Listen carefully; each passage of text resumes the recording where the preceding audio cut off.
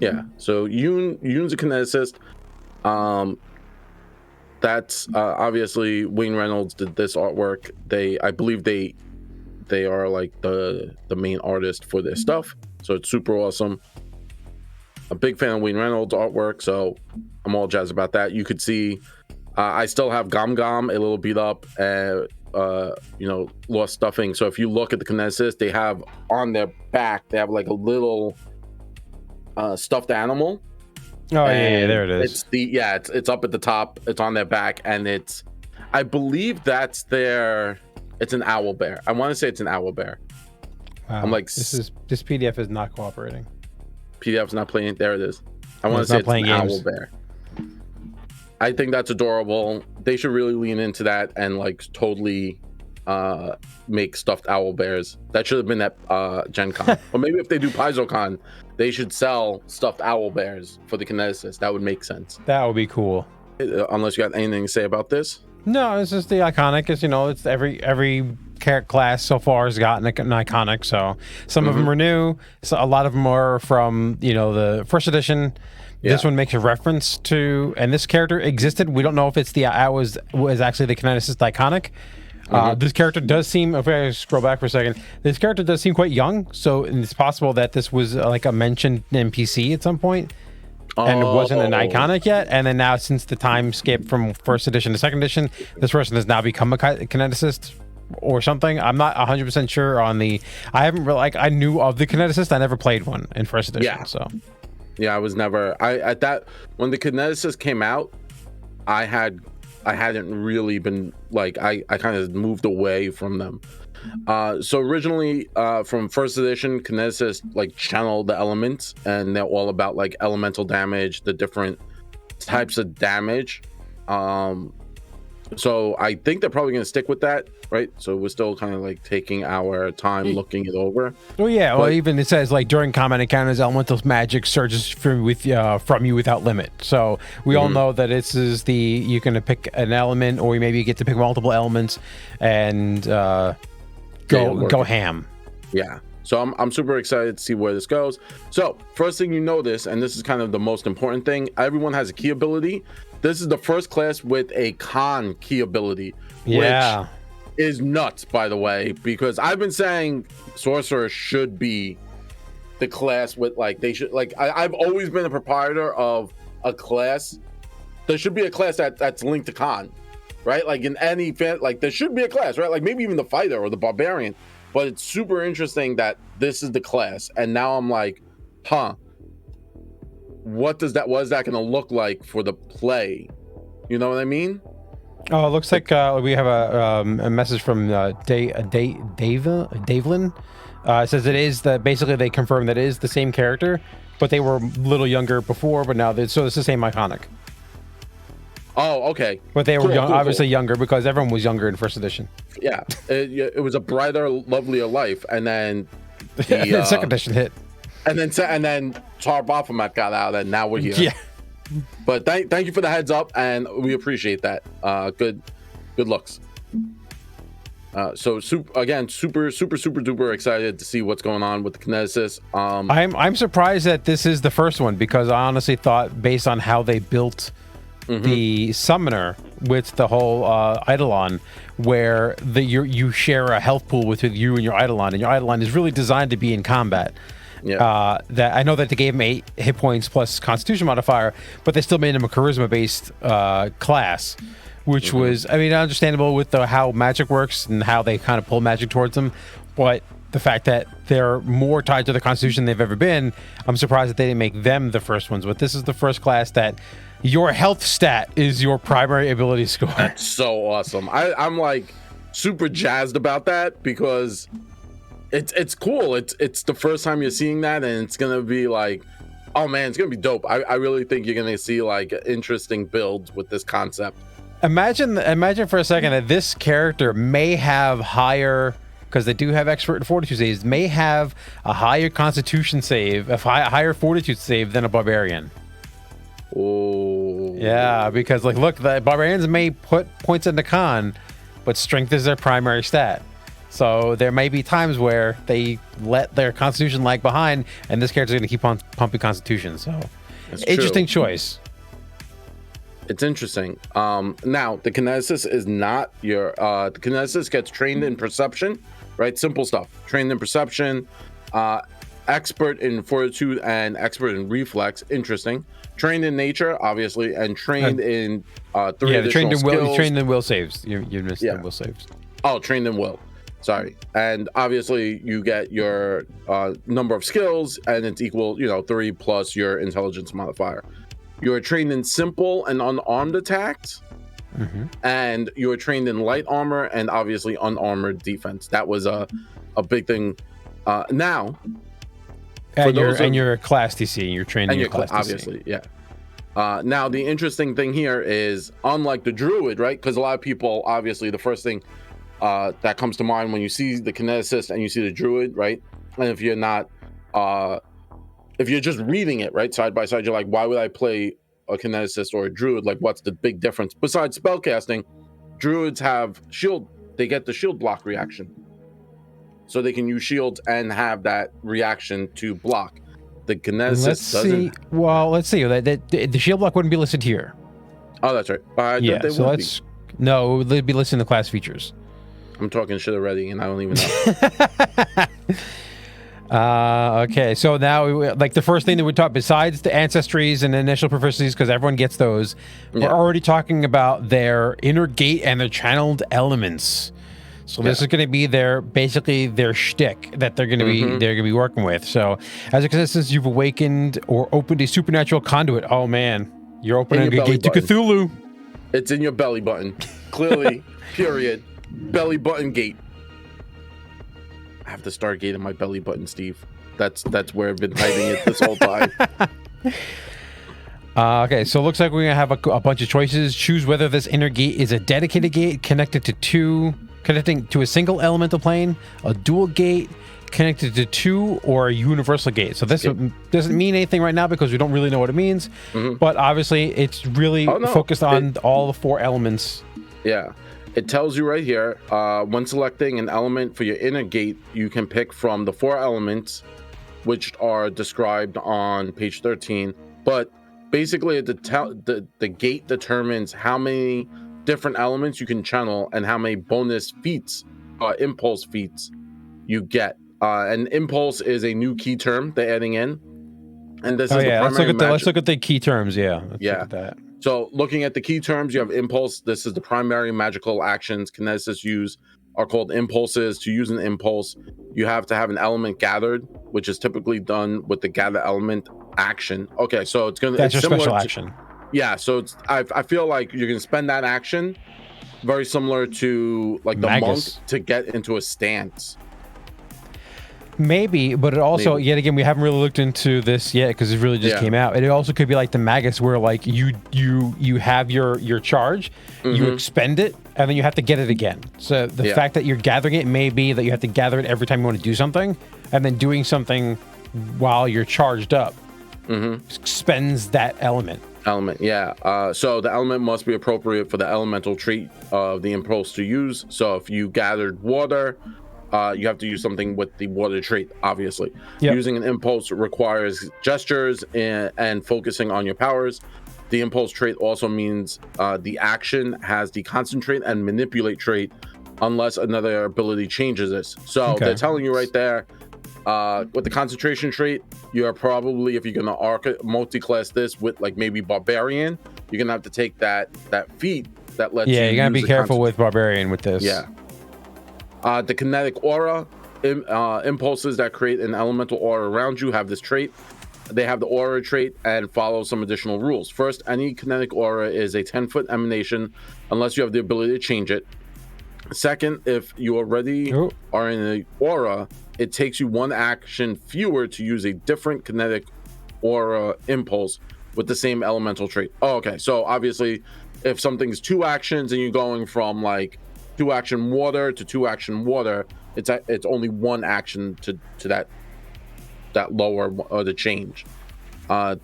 This can't reduce it below 1 action. A kinetic aura lasts until you get knocked out. Similar to like a monk stance, I believe. Like, you know, when you're in a stance, you're in a stance, and you have to be removed from that stance. You can swap. So in essence, you can swap auras, and if they share the same element, you get a credit of basically an action. Yeah. So that implies it's probably going to be 2 actions to do these normally, which 2 or 3, and then keeping in the same element lets you get it for cheaper. Yeah. You can use a kinetic aura only in an encounter mode, so you can't act. So that's interesting. Same as stances. Yeah, but I think it's interesting because a lot of times, like, wizards, they don't have to be in a fight to use magic missile, or detect magic.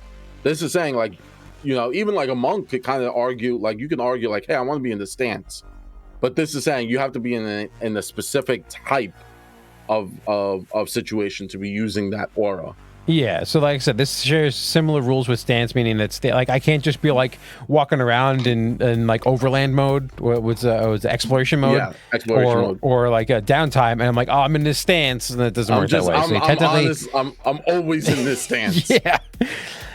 So it's the same thing as you can't kind of preemptively. I mean, your mileage may vary if you want to go into like say, hey, I feel that danger is coming. I want to enter the stance. Your GM's probably going to let you, but for the most part, it's like you can't just be always like always gathering and always in a stance or in an aura. Yeah.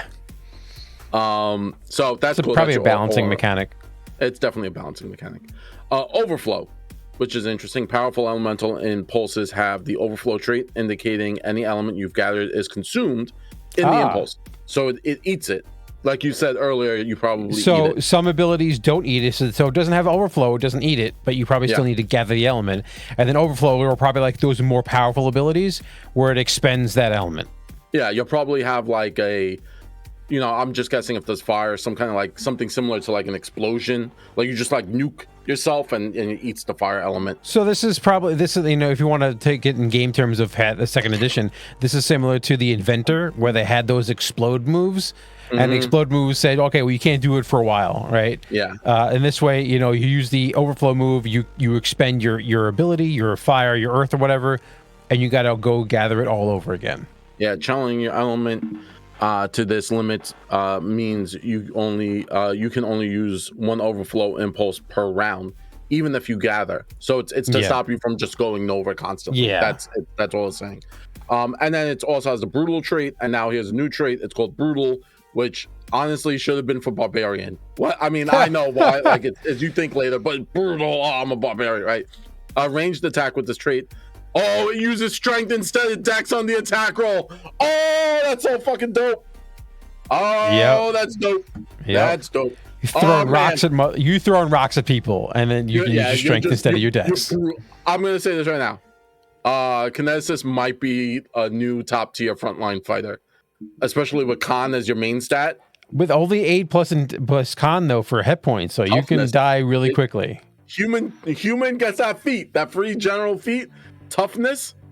Oh yeah, I mean, you can take toughness, you get an extra hit point, but still, I mean, you're monk level hit points, you're summoner level hit points. Life. So let me be my avatar self. Oh no, I'm not saying you can't. I'm just saying the reason that the barbarian is a frontline is because he's got a shit ton of hit points. I'm just saying this will definitely be an interesting class. Oh yeah. With like if you think about like combinations with like barbarian and like this. I think the reason they did that is because that's the reason why they gave a lot of these abilities concentrate. So the barbarians got to pay extra actions to do it. Oh yeah. Okay, so those are your traits. Those are the new. Those are the things you have to know to play this class. That's really what those are the traits, the new traits that you're going to have to understand to get a handle on this class. Yeah. During Gen Con stream, they said it was the same character. Okay. Even all 6 elements in the final version. Yeah. That's the hope. They plan to introduce wood and metal as the 2 new elements. Yeah, I'm all about having the hardest wood character in this game. His name is Mahogany. Yeah, I'm just gonna be called Mahogany. I'm just gonna drop my wood on everyone. Oh, this devolved. I tried to avoid it, Steve. The wood jokes had to come. Look, this is your fault. This is my fault. 110%. So the first thing is the first choice you have for the class is what kind of gate do you want? Yeah. All right. So there's 4 different types of gates, at least, and No, three different three. I'm sorry, Yeah. they listed it 4 times here.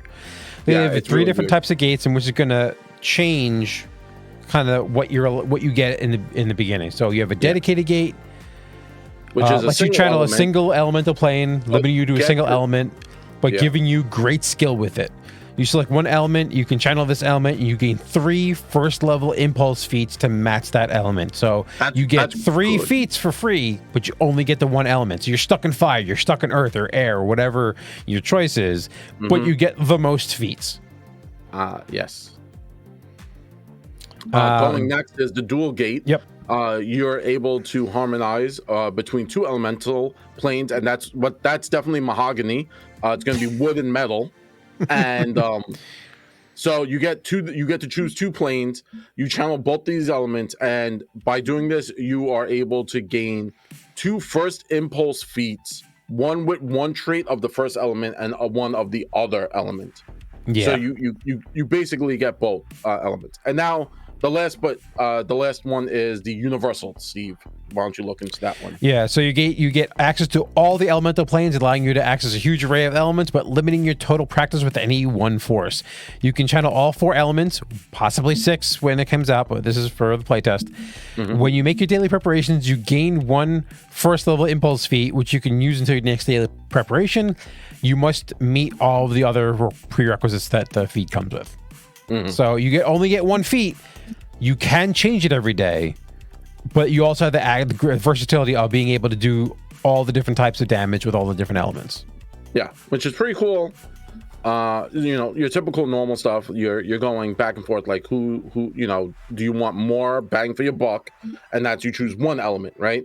Which is pretty solid, especially if you're playing kind of like old adventure paths and you kind of know what you're coming up with. Like, oh man, we're dealing with like demons. Obviously, maybe I'm not going to choose fire, right? Like that devils, I'm not going to choose fire because most likely are immune to fire. So if I'm playing Kineticist, you're cheating a little bit, but it's okay. Or you're like, hey, I really want to play, like you could play like an automaton from the plane of metal, and it makes sense, right? Like you build your character leaning heavily into like something with your planes. Maybe you're a djinn, right? And you now lean into air, right? So you're like, you're in the Afridi, and you lean into fire. So it's either or. So that's pretty cool. Next up on the list is your gather element. Now we learned about that before. You need to do this action before you can start launching all your really cool elemental abilities. All right, so it's a 1 action activity.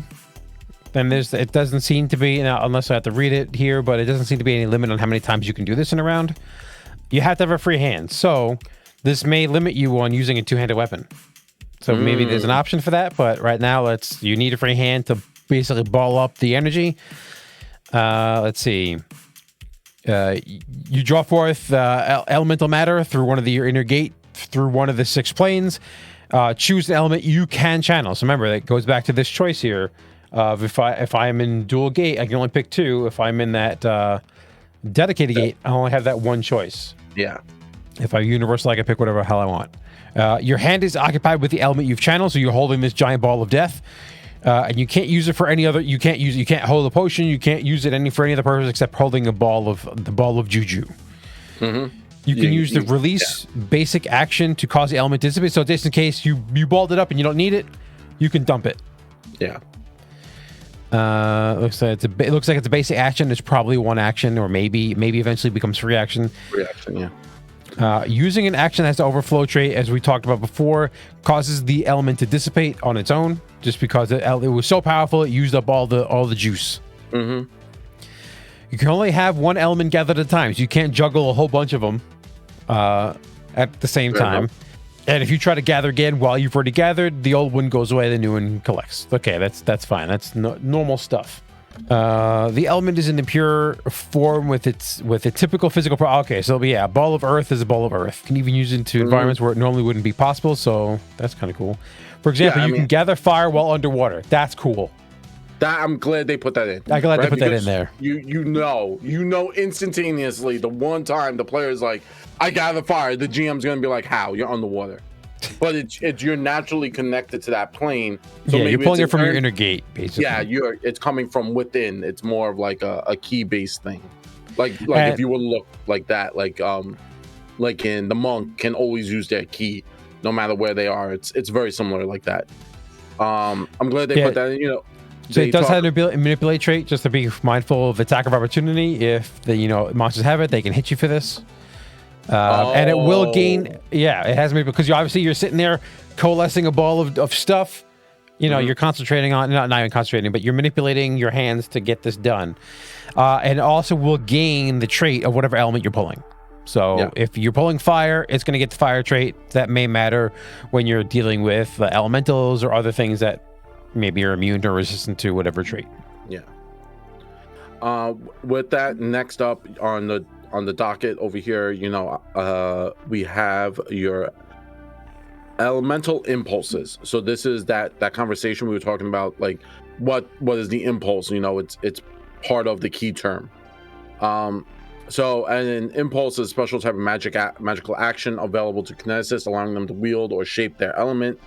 You can select an impulse feat only if you channel the element. To wield an element, you must have gathered it prior, right? Your innate selection gives you one or more action choices. After that, they have an ability called Elemental Blast, which is not an elemental impulse. It is an impulse. It is an impulse, but it's not like the elemental impulses. Going back to this part here. Yeah. Wait, no more. Elemental Blast looks like, I think everyone gets that. Yeah, I think everyone gets that, and then that's on top of the ones you get to pick for whichever gate dedication you went with. So if you could pick dedicated gate, you're going to get 3 more of these based on the one element you picked. Or if you picked a universal gate, you can pick one of these. So even though you picked the universal gate, you're going to get one element specific one, and then you're going to get this generic one as well. Yeah, so Elemental Blast, it's a single action. With a wave of your hand, you swing and hurl your elemental, whatever it is, at a foe. Make a melee or ranged strike using your guided. I like that, melee or ranged. Yeah. The damage die equal to the damage type of the element. On page 6, they give you the thing. Air is D4 slashing. Earth is a D8 right bludgeoning. Fire is D6. Fire? So it's D6 fire. So fire is fire. And water is D8 bludgeoning. And they all have a bunch of traits, like air has got agile, air, finesse, reach, versatile. And we're not gonna go through all of them, but they have, this is kind of cool. I like this. They have traits if it's melee and they have traits if it's ranged, and they are different. They are vastly different. I like it. Yeah, that's cool. So if you make a melee strike, you add your strength modifier to the damage as normal. As the element is more intense when physically closer to your inner gate, though it is not actually an unarmed attack. An elemental blast uses your proficiency with unarmed attacks, gets any bonuses and penalties that apply, so your map, the multiple attack penalty, and uses weapon damage die as indicated by the chart. The blast you can benefit from hand wraps, which is good. Yeah, hand wraps, a mighty blow. If you have a weapon specialization, the blast gains extra damage as if it was an unarmed attack. Elemental blasts have unique critical specializations. If you gain critical specialization and an elemental blast, its effects are listed under that. Impulses are magical, but they aren't spells. However, abilities that restrict you from casting spells, such as being polymorphed into a battle form, or protection against spells such as global invulnerability, or a creature's bonus to saves against spells, apply to the impulse. Any impulse you use is your level, even if the feat or the impulse level is lower than yours. That's just so that for saves and stuff like that. Yeah. And for counteracting. So for something, if something's trying to counteract your ability to gather your energy, it counts as your level. Yeah. And then it follows the cantrip heightening, as we've all understand it. For instance, a first level impulse with level +3 entry would get stronger at 4th, 7th, 10th, 13th, 16th, and 19th levels. Gotcha. Similar to the heightened levels. This is exactly it. And I think Dalvin was mentioning that the melee air has reach, which is kind of interesting. Ooh. Yeah. It's agile. It's obviously got the air trait. Finesse, which means it's usually going to use your dex. Even in melee, it's going to use your dex. Yeah. It's got reach, and it is versatile bludgeoning. So you can use it for slashing. So you can cut people with your air. Yeah. Or you can just punch people with your air. It's just like, I'll punch you with air. I'll punch you. I'm gonna make you feel sad with this air. I think this is all really cool. I agree with Steve. I think the traits being both two different sets, right? Like, so you have your air, you have your melee traits and your range traits. Really interesting. That gives you a lot of versatility, especially because you're probably running around with maybe a small or they're only trained in simple weapons. So like maybe you're running around with a dagger in one hand and you have your one hand free. But the way I see this class is more like a martial, like bare hand fighter. So it's nice to have that option to say like, oh, okay, the skeleton would, take more from, bludgeoning. So I can change this. It has a bludgeoning trait, a versatile trait. You know what I mean? So it gives you a lot more playability with this. Adept element. The adept element action lets you perform a simple alteration to an element. Okay, so this is 2 actions. It's trivial for you to tinker with any element you command. Choose non-magic portion of an element you can channel that's within 10 feet of you. It must be unattended or attended by a willing creature or of negligible bulk and no larger than can fit in the palm of your hand. The portion must be loose to be altered. You can't move a small stone that was mortared into a wall, for example. If you have gathered elements, you can choose that portion of element. Choose one. Oh, so gather, you can draw it from the environment instead of your inner gate. You can move it 1 foot in any direction. Regulate, you can change the temperature, making it colder or warmer. Oh, it's like prestidigitation. You get like, I was about to say, like, this sounds very much like prestidigitation. You can do minor kind of tricks with it. Yeah, sculpt earth, like you can make it, and then gives you the traits on like what you can do. So regulate is only air, fire, and water. Sculpt, you can only do it with earth, and sustained is air and water. That's breathe. Cool. That you can transfer that element to the creature, allowing it to breathe until the start of your next turn. Otherwise, if it otherwise could. Next turn, if it otherwise couldn't. So basically, if you're underwater, right, and you just there seems to be like a single pocket of air, but it's not enough to make anyone breathe. You can take that air, adapt it, and let someone breathe.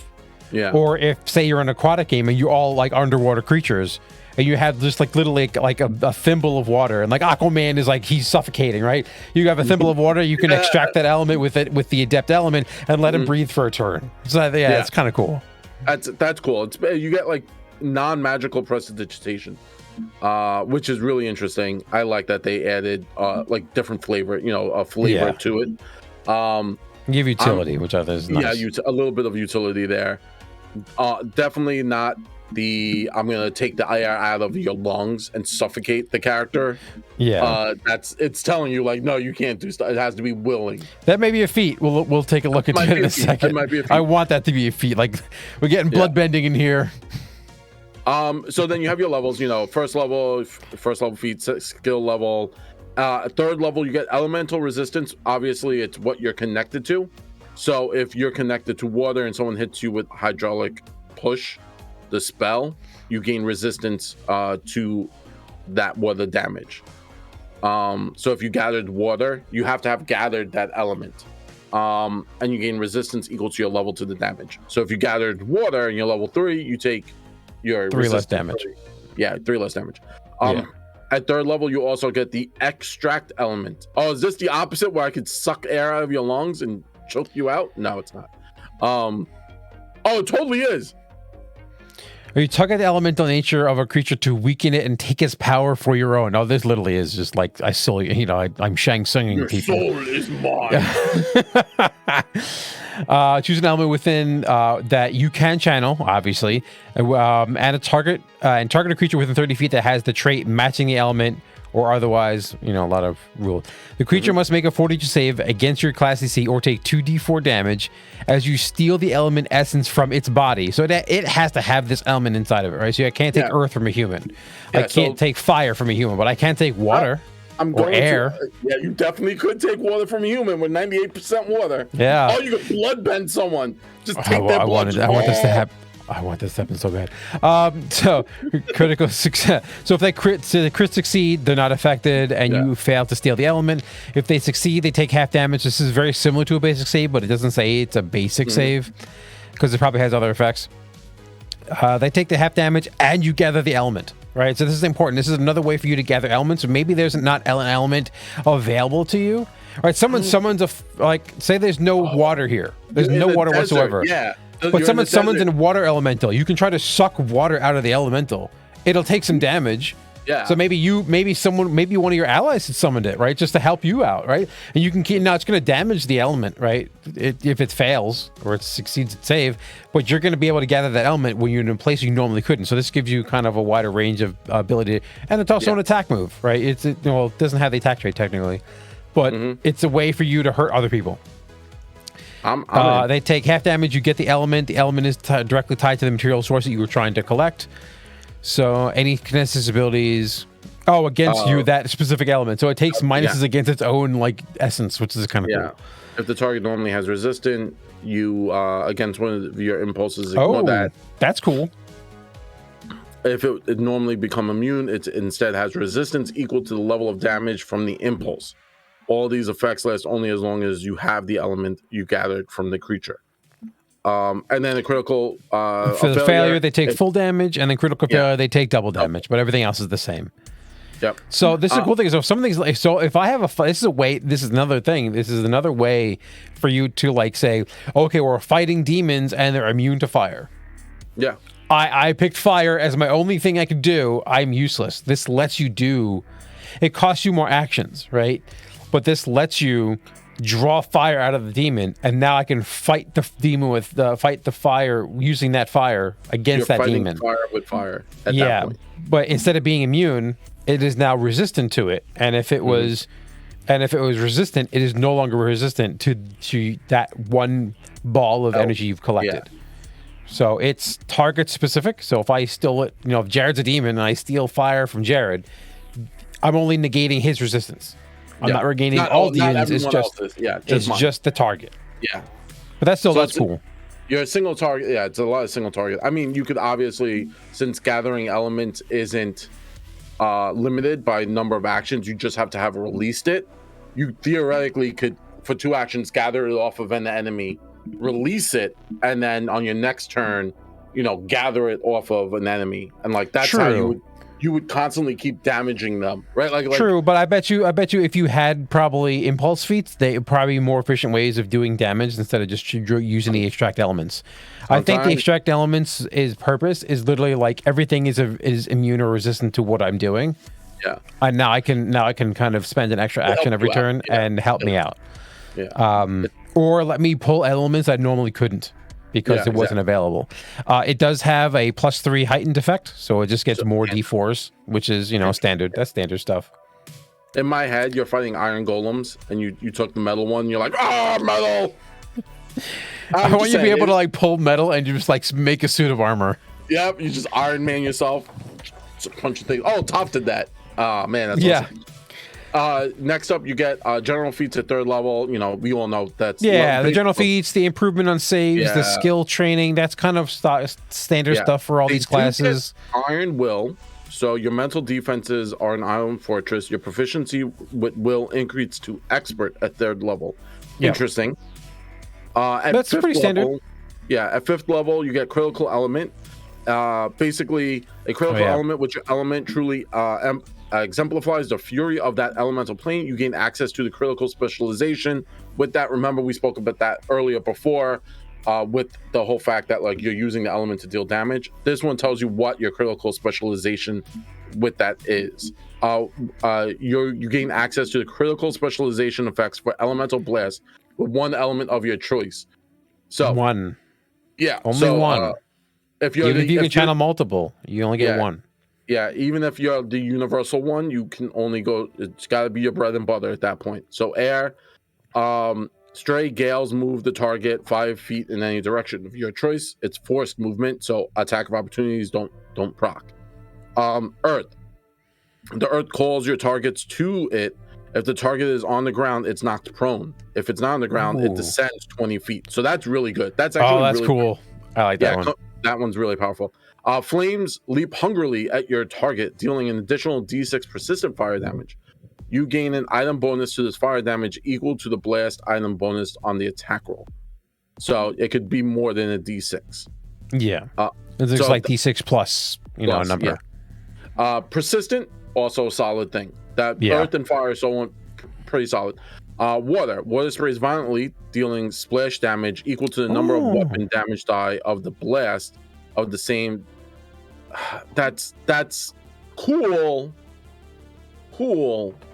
Not as powerful as the others, but depends. We haven't seen how many weapon damage dice the impulse skills get.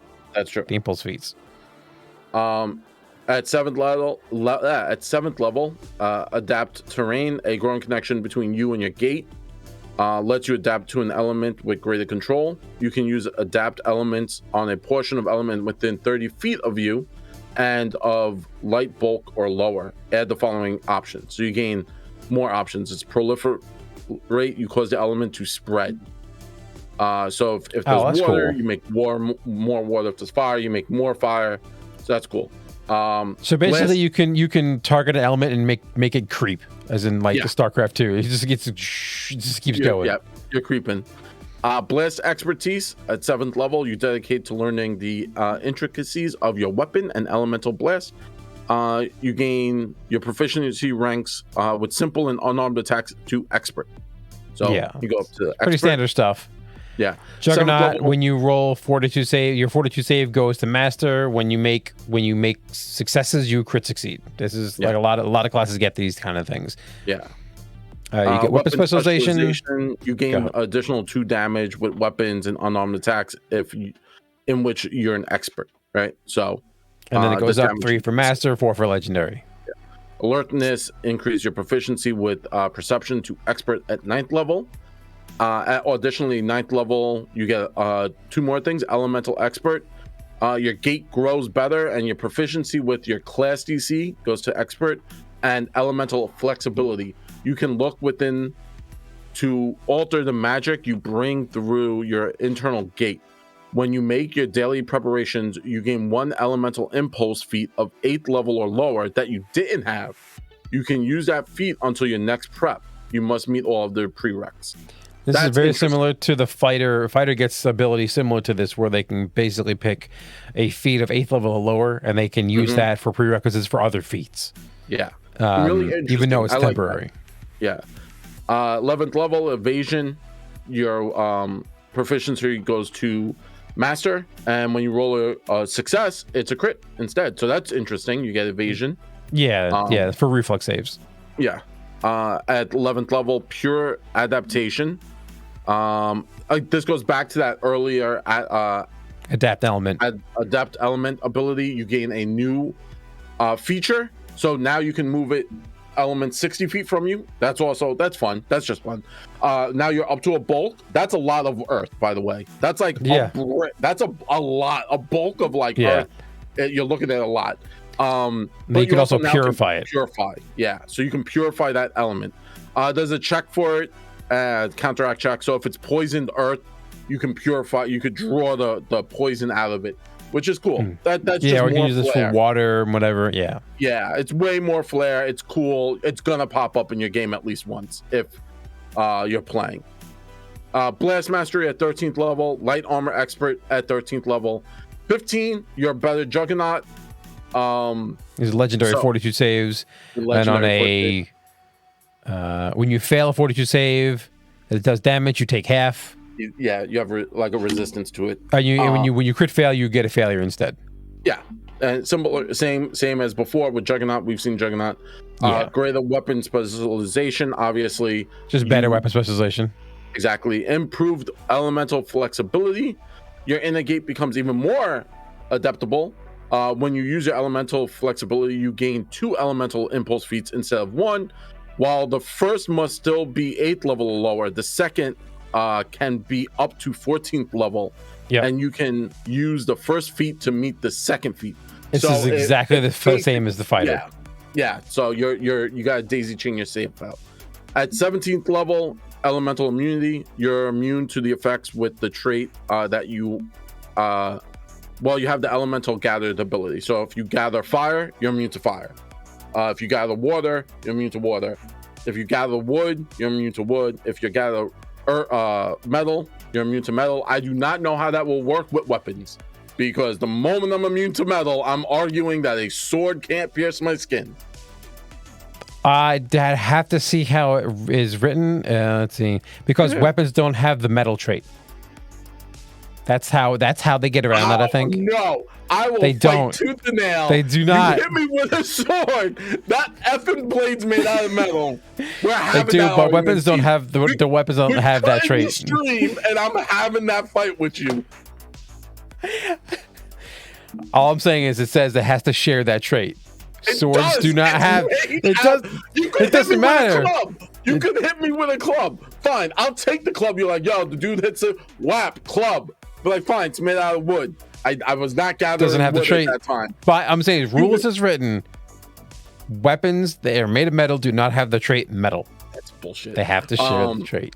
I'm immune to bullets at that point. People shooting at me. I'm just ping, ping, ping, ping. I'm Colossus, motherfucker.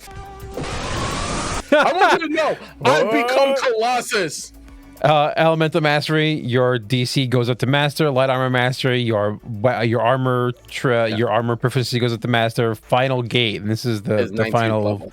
You're permanently quickened. You can use the extra action to gather element. This is if you ever get to 19th level. I know a lot of people that we talk to and a lot of people we see online don't ever really get to the high levels, but this is your capstone ability. This is basically saying you have a free action every turn to just gather your element. Do your whole shtick. My puppy dog is right next to me. She was like, hey, what's going on? She's like, you are immune to metal, Dad. It's 100% true. I read it with my puppy eyes. Oh man. So we've gone through your basic stuff, right? So currently, I want to skip the class feats for the moment and go straight to the impulse feats. Yeah, because you really want to see. That's the whole thing. Yeah, the impulse feats. That's like, if we were talking about like a new fighter class, right? Like maybe they came up with like a barbarian of sorts, right? Or a new martial class. You would want to look at those feats because those are the kind of your bread and butter, right? But this, you want to see why you're gathering this elements, and we've kind of gone through the full class, and now let's look at the really cool stuff. Here we go. Your inner gate selection gives you one or more bonus impulse feats, and you can select more with your class feat selections. So it either says that there's a class feat that lets you pick them, or you can give up a class feat to pick an impulse feat. Okay, so whenever you gain a class feat, you can get a impulse feat. That's what I'm reading, because this feat, not for nothing.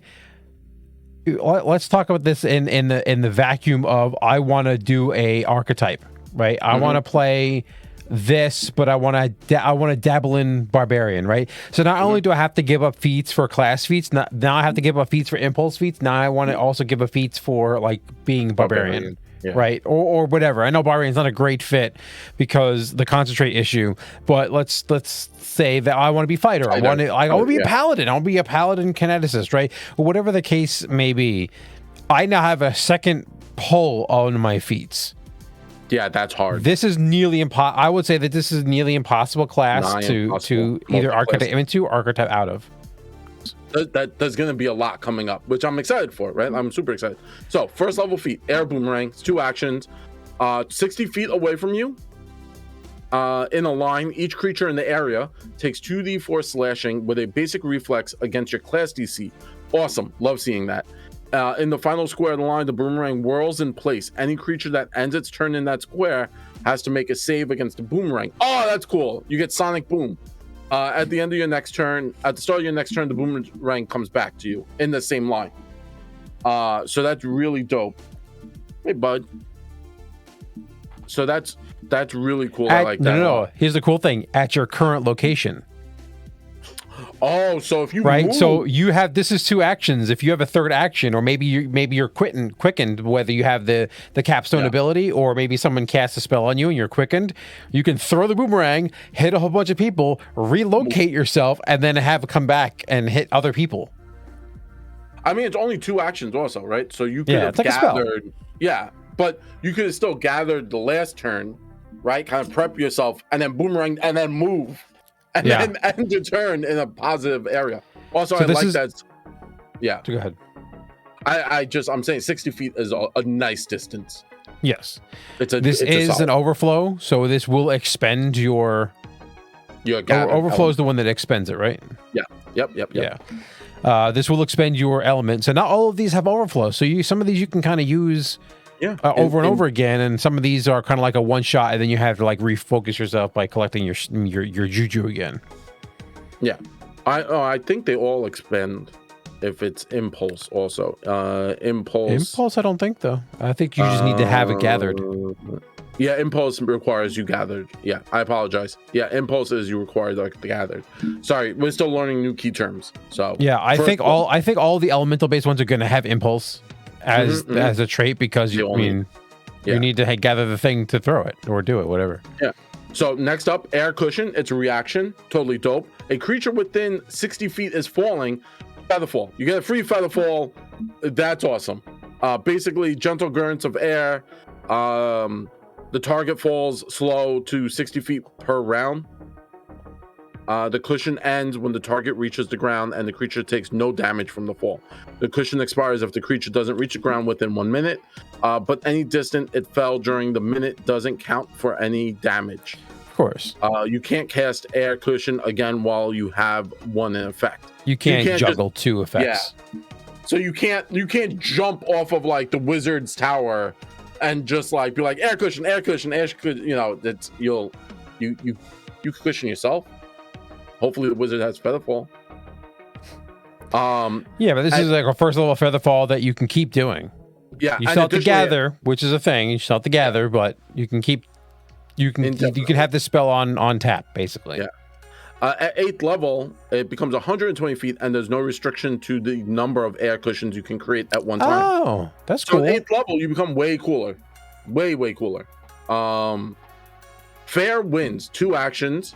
This is an impulse, but not a overflow.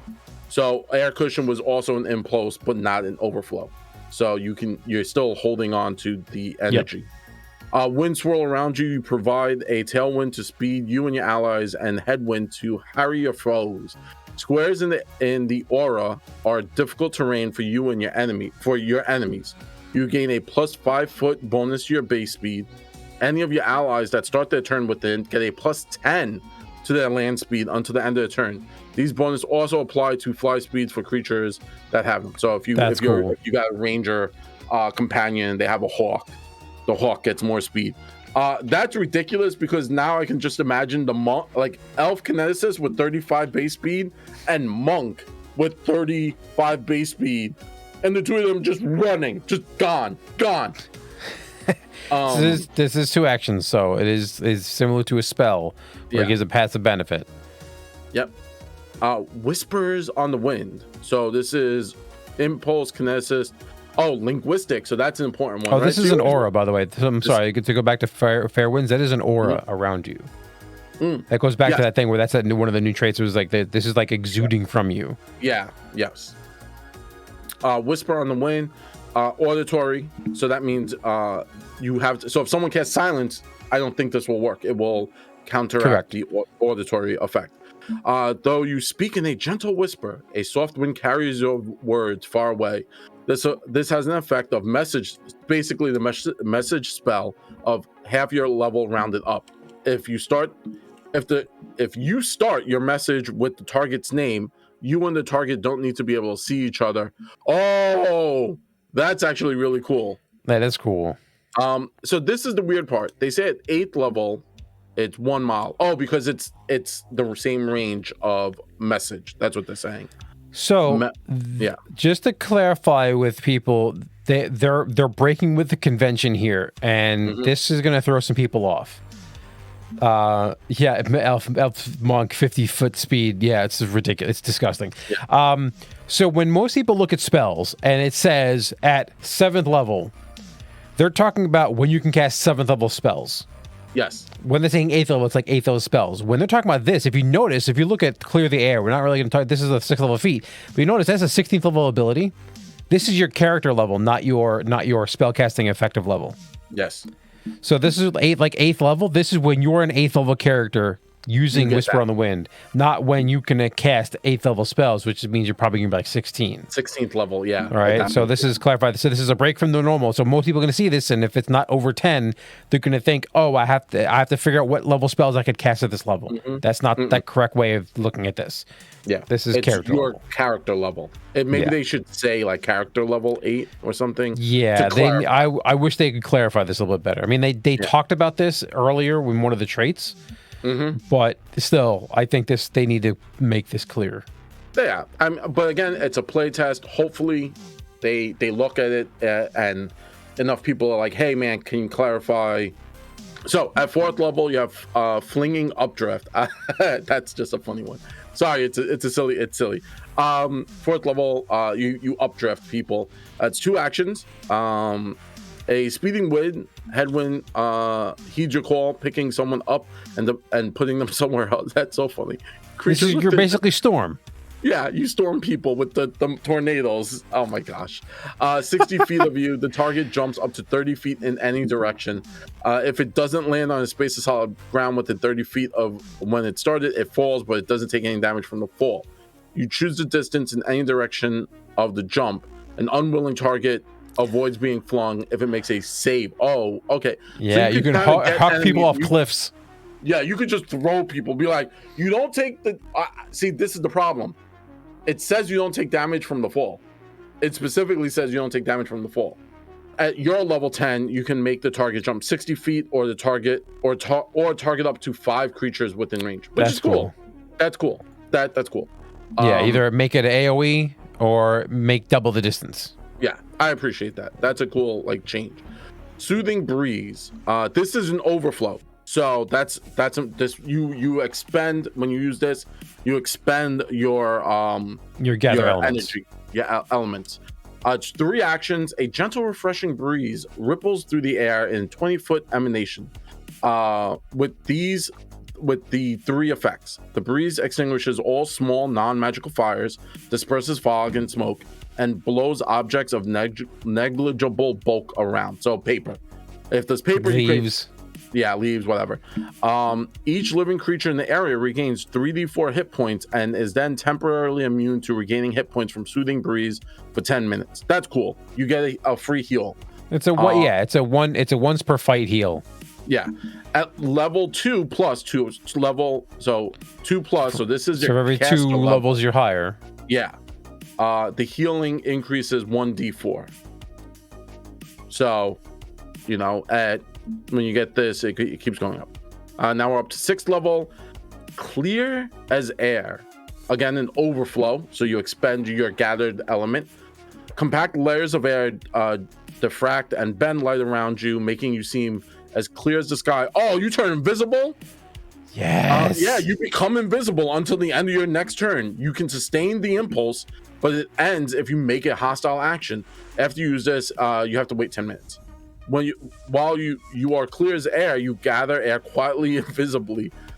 But the invisibility doesn't hide any manifestations of your other abilities. At level 10, meaning you can collect air and you can still remain invisible. If you collect a rock, you see floating rocks floating around. Yeah, just rocks. At level 10, the impulse doesn't end if you beat someone up, but you become concealed instead of invisible. Remember, those are 2 different things that happen. At 16th level, taking a hostile action has no effect on you. You're now an invisible monster. Remember, it only lasts till the end of your next turn, so that doesn't change. And this is very similar to if you look at the invisibility spell, a higher level version of the invisibility spell does the same thing. Oh, yeah. So a heightened invisibility lets you stay invisible for a short duration and still attack people and get away with it. Yeah, this is pretty cool. Yeah, I mean, geez, that's actually pretty cool. Storm Spiral, we talked about this. This is an overflow. Obviously, you're wasting energy again. Dark thunderclouds swirl in a miniature storm, crisscrossed with bolts of light. You become Storm. In a 10-foot burst within 30 feet of you, each creature takes 3d12 electrical damage and is moved depending on their reflex save. A critical success, they don't move. Success, they take half damage. Failure takes full damage and is moved up to 5 feet in any direction of my choice, the Kineticist choice. And a critical failure, double damage and 10 feet in any of my directions. Level plus 3, damage is increased to a d12. Yeah, by D12. So it keeps getting more D12s as you get higher level, which is standard stuff. Yeah. 8th level abilities for air, Celestial Palisade. Yeah. Right. Correct. 3 actions. Sorry, I have not read Palisade in a long time. I was like, wait, what? Overflow again. You're burning this. So Storm Spiral and Celestial Palisade overflows. The wind from swirling barrier to repel anyone who would pass. This has the effect of wind wall or wall of wind, except the wall is 30 feet long, and a creature attempting to fly through the wall attempts a save against my class DC. The wall lasts until the end of my next turn, but you can sustain it for up to a minute using the Palisade ends any previous ones. Level plus 1, the wall increases by 5 feet the length. So length and width. So you just get bigger and higher. Wings of Air, 8th level. This one is not a overflow. Cool. It's 2 actions. Rippling shaves of wind emerge behind you, looking almost like wings. The wings lift you up into the air, granting you a fly speed equal to your land speed or 30 feet, whichever is greater, for 10 minutes. Unlike normal fly speed, you don't fall at the end of your turn. If you don't use... Oh my God, Steve was just talking about this. Oh, I hate flying. I love flying in all other editions of the game. Now I have to fucking take an action every time I don't want to fall to my death. Yeah. This says, nah, it works the way you think it works. Yeah. I have magic fly. Look, if I this is a pet peeve of mine. This aggravates the hell out of me. Go for it, If I transform into a dragon and I have to flap my wingies, that makes sense. That makes perfect sense because I have to flap my wingies. If I magically just say I fly because magic, why do I have to keep flying? Aggravates the shit out of me. So this says no, you don't have to be stupid when you're flying. Yeah. I appreciate that. At 14th level, you can target up to 5 additional creatures, and they get the same benefits as you. But none of the other benefits. So the same fly speed, but none of the other benefits. Yeah. So they fall if they. So fall. they take they die actions. At 12th level, you get Circulate Key. Anyone who would know. You have a linguist in the chat. Is there a linguist in chat? No. But yeah, so circulate that word. It's 2 actions, overflow, obviously. So the pure air of your inner gate is rich in ki, that you can use to invigorate and restore an ailing creature. Target an adjacent living creature. It regains 30 hit points and circulate ki, then attempts to counteract one of the following conditions of your choice: blinded, clumsy, deafened, drain. A lot of them. Oh man, drain's a big one. Yeah. Stupefy is also a big one. Yeah, counteracting the condition with the condition value reduces the value by 1 instead of entirely removing it. The target is then immune for an hour. You can try to remove an instance of a condition from a given creature only once using this impulse, though you can try to remove the same condition from a different source. For instance, if you fail to remove drain condition from a Jiangshi Vampire Drain key ability, you couldn't attempt to remove it again, but 1 hour later you could still try to remove the drain condition from poison. Okay. And then the healing increases by 2. So they get 32. I mean, you can't brute force the amount, a condition. It's technically the target's immune for an hour. You can't spend all day trying to brute force one condition. We're trying to get rid of this one condition. Yeah. You can't do that. You have to. But if it can be the same condition, but it has to be from a different source. I'm gonna say this right now. If you're 12th level, if you're using this 12th level feat, someone in the party should have had a potion to get rid of whatever that condition. No, potions don't help on a lot of the conditions. or a feat or something else. A Someone spell. should That's the problem. Is it's spells, right? That's the thing. Is like this is like a renewable resource. Spells are not, right? So restoration is probably the spell that we would need to turn off like the big conditions. We're not talking about like I'm frightened, right? Yeah, in the middle of combat, if I'm bleeding or taking persistent damage or whatever, and it's a problem in combat. Out of combat, someone's gonna have medicine check. Someone's gonna have a way of healing it. Drink a potion, get a bonus to the save. We'll figure it out. Yeah. But we're talking about the more permanent ones, like drained is a big one. Where drained doesn't go away. Like you have to have 8 hours of rest, and then your drain goes down by 1 value. Yeah. If you're fighting something that does drained, you're probably gonna get multiple hits of drained. So it's going to take a lot of effort and spell casting to get rid of that. This is a renewable resource. They don't want you abusing it. Yeah, fair enough. Fair enough. Willies on the win. Oh, Willie's on. Oh, I get that. Okay, it's 12 levels, 2 action. It's not an overflow, which is good. It is auditory and illusion. Speaking lies, you set them loose upon the drift of wind. You create the auditory illusion that comes from a square within. Success, the creature is flat. Wait, am I? Oh no, sorry. Within 120 feet. Sorry, it's supposed to go like this. I was reading straight down. 120 feet and can be as loud as 4 normal humans talking. The sound can be intricate, including speech or music, though the GM might require you to make an attempt, a check, or know the language for it to be convincing. You can make each creature within 20 feet of the illusion attempt a will save against your class DC. On a failure, they are fascinated with the source for 1 round, or for 2 for a critical failure. This is a mental effect. A creature becomes temporarily immune for 1 hour if it succeeds its saving throw or after the fascination ends. A creature can seek the source of the sound using your class DC. On a success, they disbelieve them. Yeah, so, basically this is like you become the DJ. Yeah. You send magic music out. Yeah, you send the Oots music out. Yeah. 14th level, body of air. This is an overflow, letting your gathered air consume you, disperses your body, leaving a cloud of living vapor. This has the same effect as gaseous form, but grants you resistance 10. This lasts until the end of your next turn, but you can sustain the form. And then the resistance is increased by 2, so that's pretty cool. And it's 2 actions. Ferocious Cyclone, it's 2 actions. And this is an overflow also. Intense wind, whirl around you, then burst out in a narrow but powerful tornado. Each creature in 10-foot wide, 60-foot line takes 7d10 bludgeoning damage on a reflex save. So obviously, critical success unaffected, success half damage, failure full damage, plus push 10 feet in any direction from the central axis of the cyclone. And critical failure as failure, but double damage and is pushed for 20 feet. Level +3, damage die increased by 10. By a D10. This is why you're seeing a lot of these level +3s, and a lot of times in spellcasting, you don't see level +3 too often because a first level spell +3, that's a 4th level spell. That's you're at level 9 or 10 at that point, right? Or even a little slightly higher. So with this though, because the fact that it's class level, this is going to happen way more often. So that's why, like, sometimes you like level +1 in spells is very common. This is why you don't see too many +1s. There are a couple of times you see down here with the healing one, but a lot of times you see +2 or +3 because this is talking about a career of 20 levels versus a career of 10 spell levels. Yep. All right, 18th level. So now you're up there.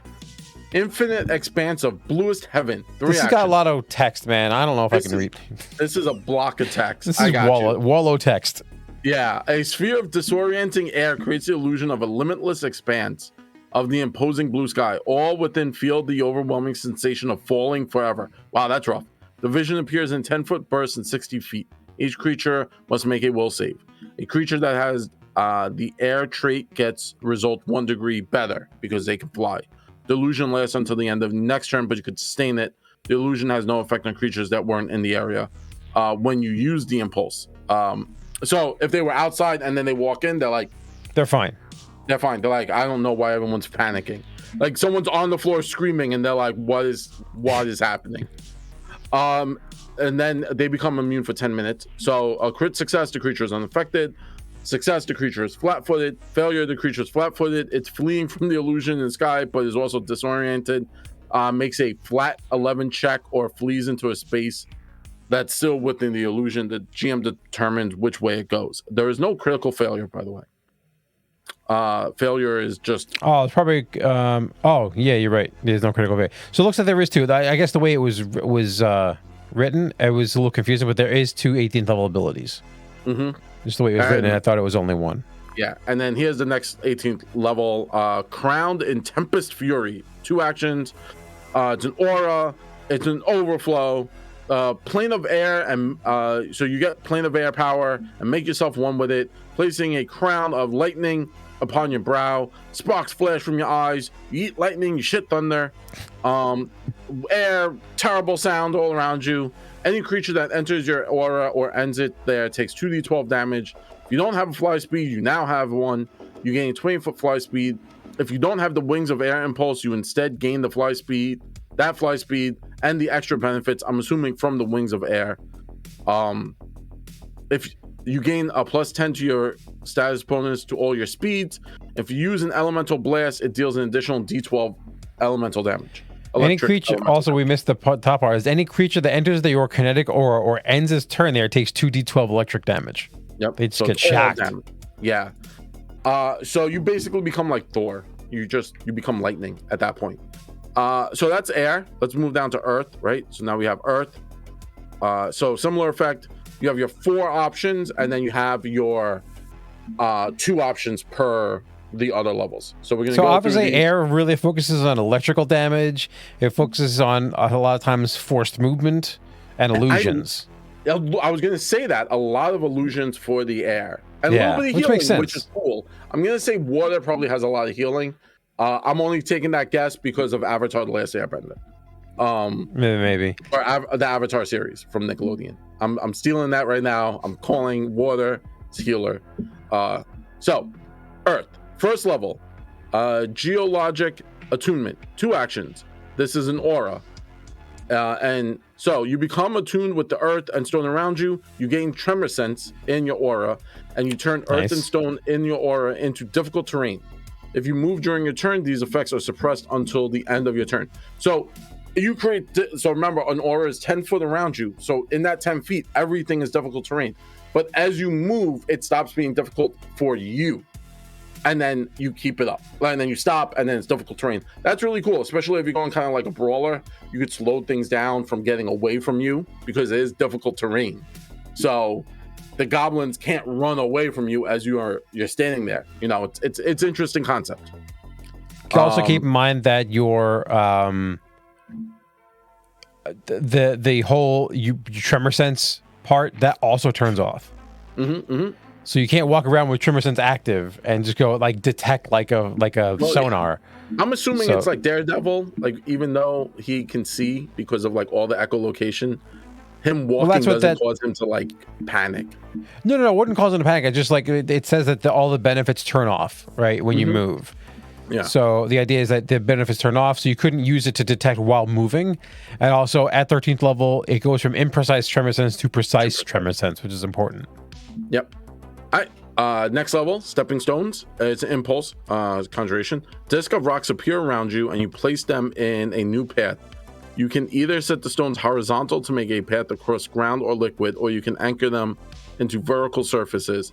The path can be up to 20 feet or 4 squares long, and steps can extend up to 10 feet up the side of all surfaces of the surface. All squares must be continuous, and no squares can be more than 60 feet away from you. Moving across the path, let creatures ignore difficult terrain, hazardous terrain from the ground beneath it. The disc lasts up until the end of your next turn, but you can sustain it for 10 minutes. Oh, wow. Yeah, that's really cool. Level 2, 2+, right? You increase the path by 10 feet or the height by an additional 5. So you basically can make stepping stones. You make stepping stones. It's called stepping stone. You do it. Stone shield, 1 action. That's good. This is your shield. You raise a floating shield of stone orbiting around you, protecting you from harm and imbuing you with great resilience. You gain the raise a shield feature, turning your gathered element into a shield and gaining a +2 bonus to AC until the start of your next turn. You can still use the shield for anything requiring a gathered element. Oh, that's cool. While the shield is raised, you also gain a +2 bonus on fort saves and fort DCs. Wow. You gain a shield block reaction and the stone shield. The shield hardness is 6. After you shield block with it, the stone crumbles and you lose the AC and fort bonuses. And the gathered element. So you lose the element if you shield block. Yes. Level 2+ hardness increases by 3. So not terrible. Pretty cool. This is actually with the fact that you're getting fortitude save bonuses and you're getting +2 AC instead of +1. This is slightly better than like the spell shield. Yeah. But I don't know if the hardness actually goes up as much with this. I'm not gonna lie. Most of the time, a hardness of 6. A lot of times that destroys shields like right away. Like you'll get that one shield block and then that's you have to understand that even if you block with it and you take 1 point of damage, the shield still breaks. Yeah. So the thing with this shield and the spell shield, it's the same thing. It has effectively it has 0 hit points. Yeah. So even if you don't break, even if you're that's here we go. The shield spell starts with hardness 5, so this starts slightly better. But at 3rd, 5th, 7th, and 9th, this gets 5 more, so it goes up to 25. This one might eventually stop lower. So they're about the same. Yeah. Yeah, and they both kind of work in the same way. If you take the shield block reaction in either effect, where if you're a spellcaster and you use shield or you use stone shield for the Kineticist, you lose the effect. In the case of shield, you can't cast it for 10 minutes. In this case, you can cast it again. You have to gather the element. So in essence, to gather the element and use stone shield, it's 2 actions versus the shield's 1 action. Yeah, and then 10 minutes. But this is slightly better. So there's a give and take here. Yeah. Tremor, this is an overflow. Clearly you're just going to summon a giant worm monster. Let's double check this. You strike the earth. Oh, you do the Hulk smash. A 5-foot burst around you within 30 feet. Each creature in the area takes 2d4 bludgeon. Make a basic fort save against your class DC. A creature that critically fails a saving throw is knocked prone. Well, like that. Yeah, and then its ground in the area becomes difficult terrain until the start of your next turn, and then it magically mends together as per the Pokemon rules. And then it gets more D4s. Yeah, and then you get more D4 damage. 4th level, you now have Dust Storm. This is an aura, so a swirling vortex of sand and dust surrounds you. Each creature inside your aura. Remember, you can have multiple creatures in your aura because your aura is 10 feet, not 5.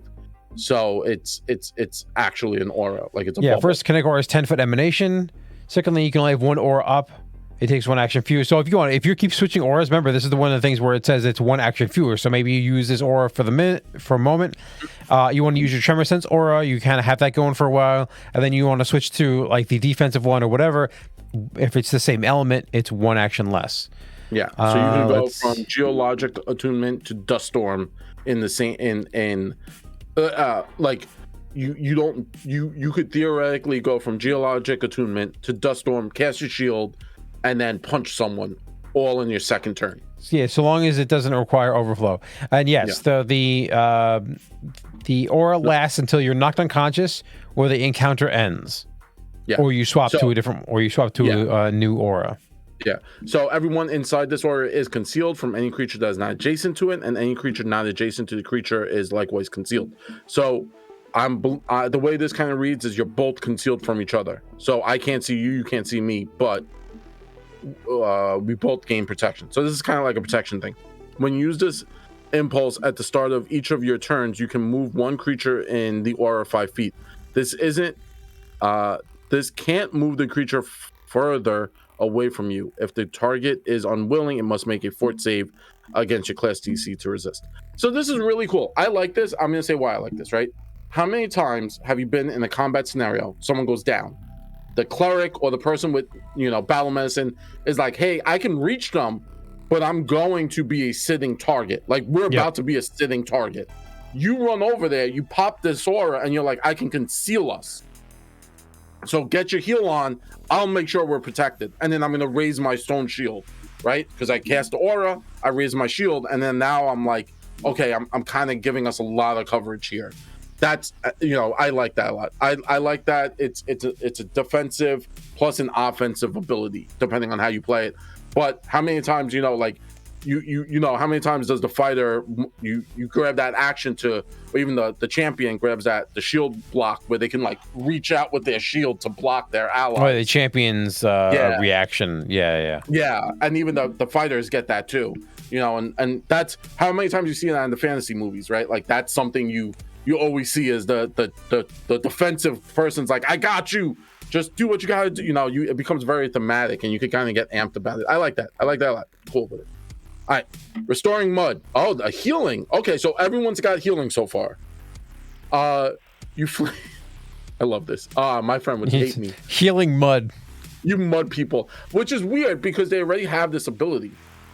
But the ability says you can use nature, and it's a cantrip. It's like healing plaster. It's for druids. Look, if you want to check it up, Well, yeah, it's that we don't. This class doesn't cast spells, and in essence, they get spell-like abilities instead of actual spells. Yeah, and there's no spell slots because they can keep doing a lot of these abilities. Healing plaster. Oh yeah, it is primal.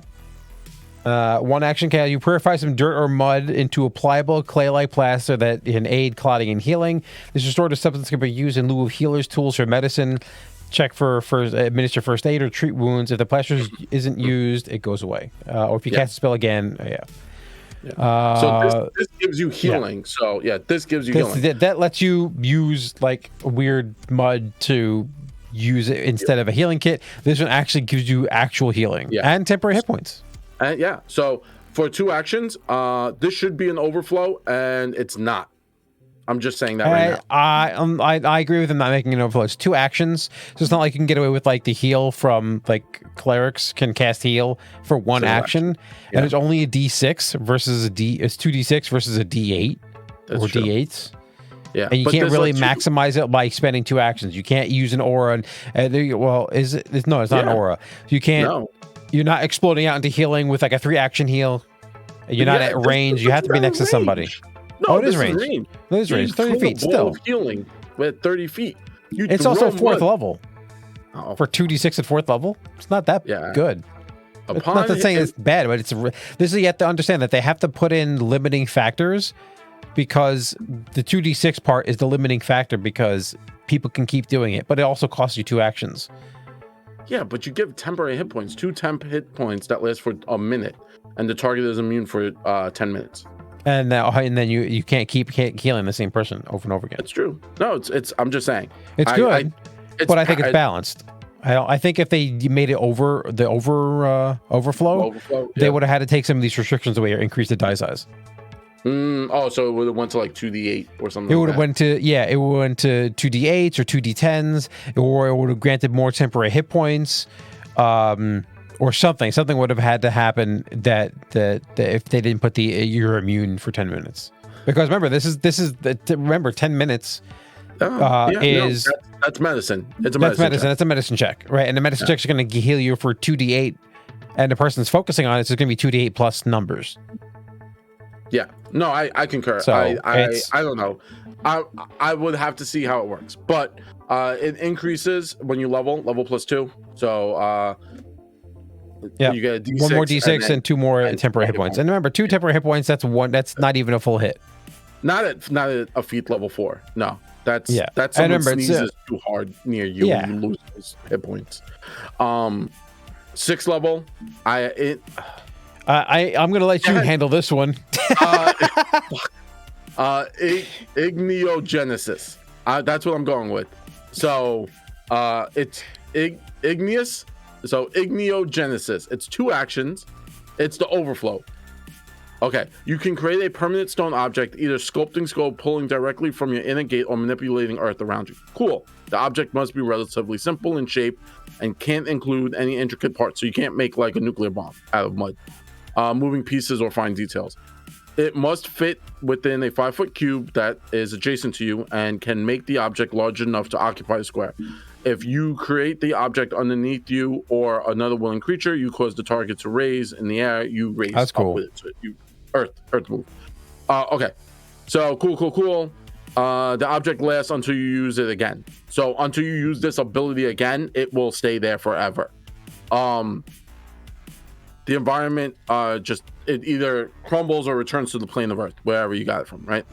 You can attempt a craft skill check as part of using this impulse to add small details to your creation, such as symbols, a short message, or a pattern, with DC determined by your GM based on the complexity of the details. That's cool. I like this a lot because basically you can make a staircase. Like you could be like, I'm gonna make a spiraling staircase on my turn, and if I have a high enough craft, I can do it. And then, I now made a spiraling staircase that gets us out of trouble. And then as you get higher and higher level, you can get more 5-foot cubes, basically. You get more cubes. And they have to all be touching. Yes. Which is cool, because that's how you get like the staircase, right? Like you make the brick staircase going up. So it's cool. I like it. It's flavorful. People will use it for many different things. Someone's going to build a shelter. That's going to happen. That's a Jeff skill, right? This is a Jeff spell right here. Next up, Rolling Boulder. Overflow. You grow your earth into a spherical boulder. Obviously, you're throwing a rock. The boulder travels 30 in a 30-foot line, hitting each creature until it reaches the end of the line, or it strikes a solid surface, like a wall or a door or a tree. Each creature takes 2d8 with a reflex against your DC. Critical success, unaffected, success, half damage. Failure, the creature takes full damage and moves into an open space, not in the path of so they're pushed out. It pushes them out of the way, yeah. And then a crit failure, that's double damage. Double damage. This is your standard, like, I throw a big rock at people. Yeah, big rock. That's what happens. It's bowling for dollars. Exactly. I'd buy that for $1. 8th level, Spike Skin. This is what I wanted to get into. You touch a living creature, causing its skin to harden and form tiny spike protrusions. The target gains resistance 4 to physical damage, except adamantine, which if I am the metal one and I've now hit 18th level, I'm immune to adamantine anyway because it's metal. Right, Steve? Yep, they share the same trait. Yes. No, it does not have a metal trait. Show me where the metal trait is. Paizo needs to rewrite all their books and say swords have a metal trait. Whenever the target is hit by an adjacent creature with a melee attack, the attacking creature takes 2 piercing damage. It lasts for 10 minutes, but each time the target is hit by bludgeoning, piercing, or slashing damage, the duration decreases by a minute. I don't like that. The target This is exactly how Barkskin works, so this is nothing new. It's 8th level. Like, it's 8th level feat. Like, that's but it's so all high. Physical damage.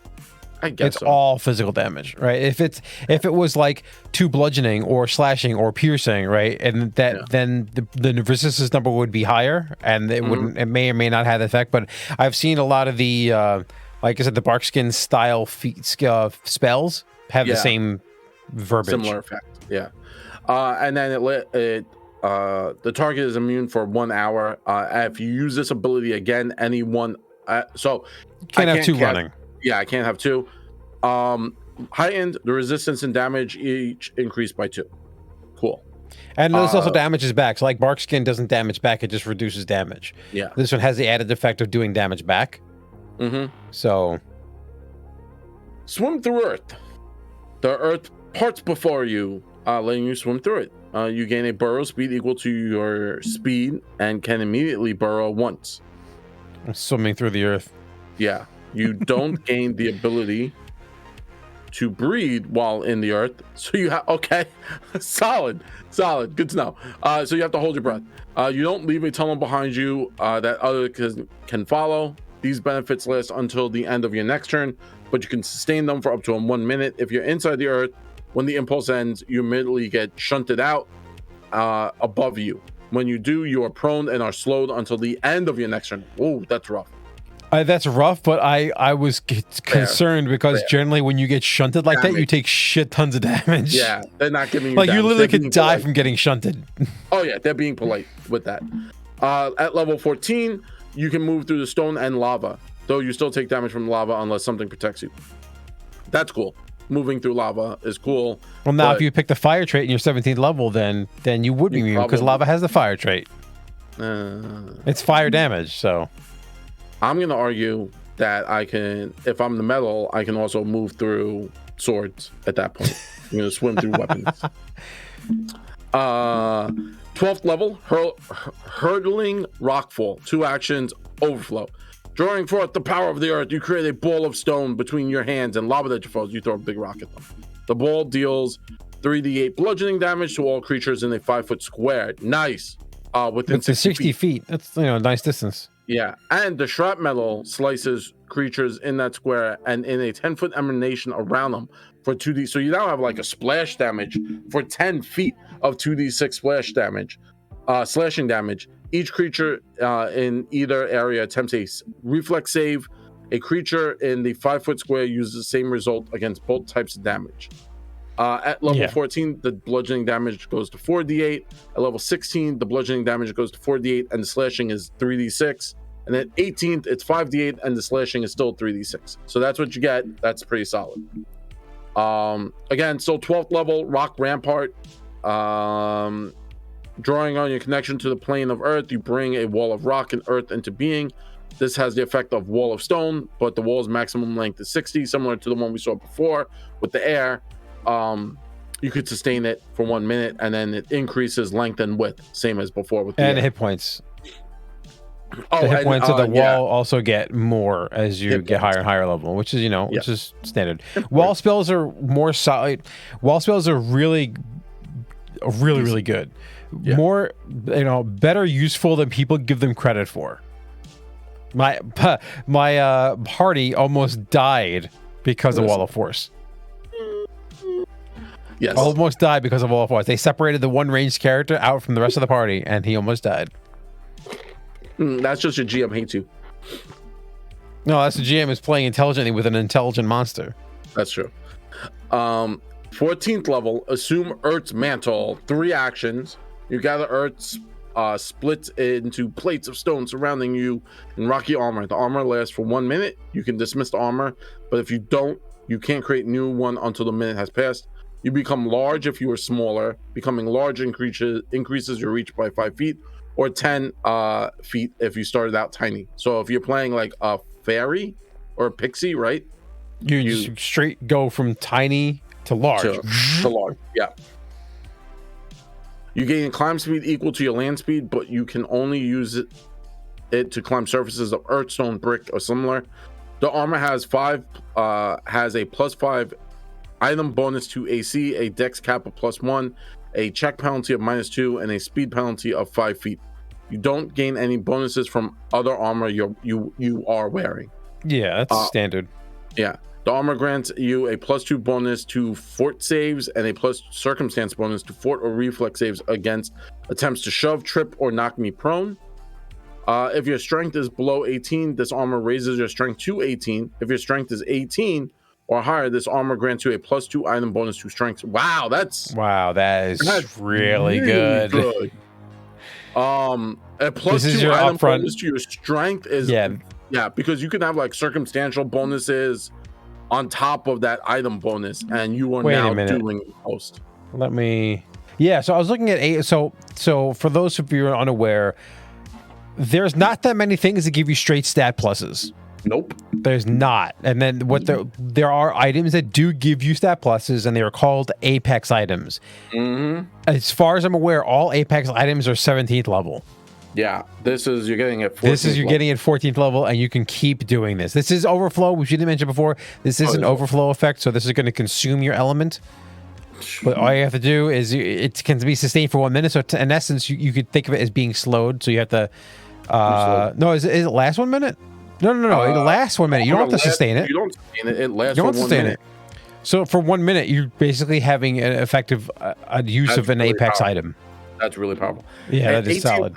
Yeah, at 18th level, the item's armor bonus increases to 6, and the item bonus to fort saves increases to a +3. I'm really glad they didn't add anything to the strength, because then I would have been like, yeah, this needs to change. Like, I'm never changing. I'm always like this giant earth monster. Yeah, I'm indefinitely earth monster, man. So just come see me at that. I'm the thing. You call me Ben Grimm.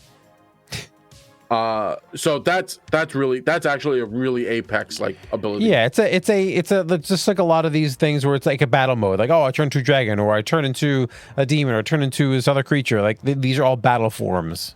Yeah, you have battle forms. This is just one that you turn to a giant earth monster. 14th level, your second 14th level one, Stone Guardian. You beckon an elemental spirit through your gate, creating a stationary Stone Guardian. The Guardian is medium in appearance and appears in unoccupied space on the ground 30 feet. Its AC is 30, has 120 hit points, immune to crits and precision damage. Uses your saving throw bonuses, but it automatically fails any reflex saves. The Stone Guardian lasts until the end of your next turn, but you can sustain it for up to 1 minute. Each time you sustain it, you can have it make a melee fist strike against one enemy of your choice. The Guardian has a reach of 10 feet, attack modifier plus 25. Strike deals 3d8 plus 10 bludgeoning damage. If the attack is crit hit, the foe is knocked prone. The attack bonus on the damage roll can't be altered by other abilities. Allies within the Guardian reach are under its protection, gaining cover. This cover can't be used to hide, so you can't hide behind it. Level +1, the Stone Guardian's attack bonus strike damage. It just gets better. Yeah, AC increases by +1 and its hit points increase by 10. This is decent. It's not terrible. It's not great. It's a minion. You get a minion. You get a really whack minion. Comparatively to being Ben Grimm, I don't know. I think it's another. Here's the other thing about it though. It's another ball of hit points. No, right, so I'm creating technically an entirely second target. If I'm turning into the thing, I'm getting a couple of points of AC, and don't get me wrong, I'm good. This is just the two different styles of play. And yet again, we don't necessarily have to take these. Say we pick the dedicated, we're Earth all the way. Mm-hmm. We don't have to take these abilities. There are 14th level regular feats that exist that we could take that maybe do other things. Yeah. So don't think that you're roped into just these feats. There are class feats we haven't even looked at yet. Yeah. 18th level, Rebirth and Living Stone. This is an overflow. Rocks overflow from within you, consume your form before cracking open and reveal your body transformed into a living stone. You gain temporary 40 hit points. You are immune to critical hits and precision damage. You can't be pushed, pulled, or tripped while you are standing on the earth or stone. The damage die of Earth Elemental Blast is D10 instead of D8. Ooh. Yeah, that's good. While under this effect, you can gather element to gather Earth as a free action. Oh, you gain gather elemental as a free action at the start of each of your turns. This benefit lasts until the end of your next turn, but can be sustained for up to 1 minute. Level 20, you gain 50 hit points, and the damage die is D12. D12. I'm going to say this right now. At 18th level, you are using Rebirth into Living Stone, and then the next turn you are assuming Earth's Mantle, and you are wrecking shop indefinitely. Because you don't have to worry about it, because you will be able to just...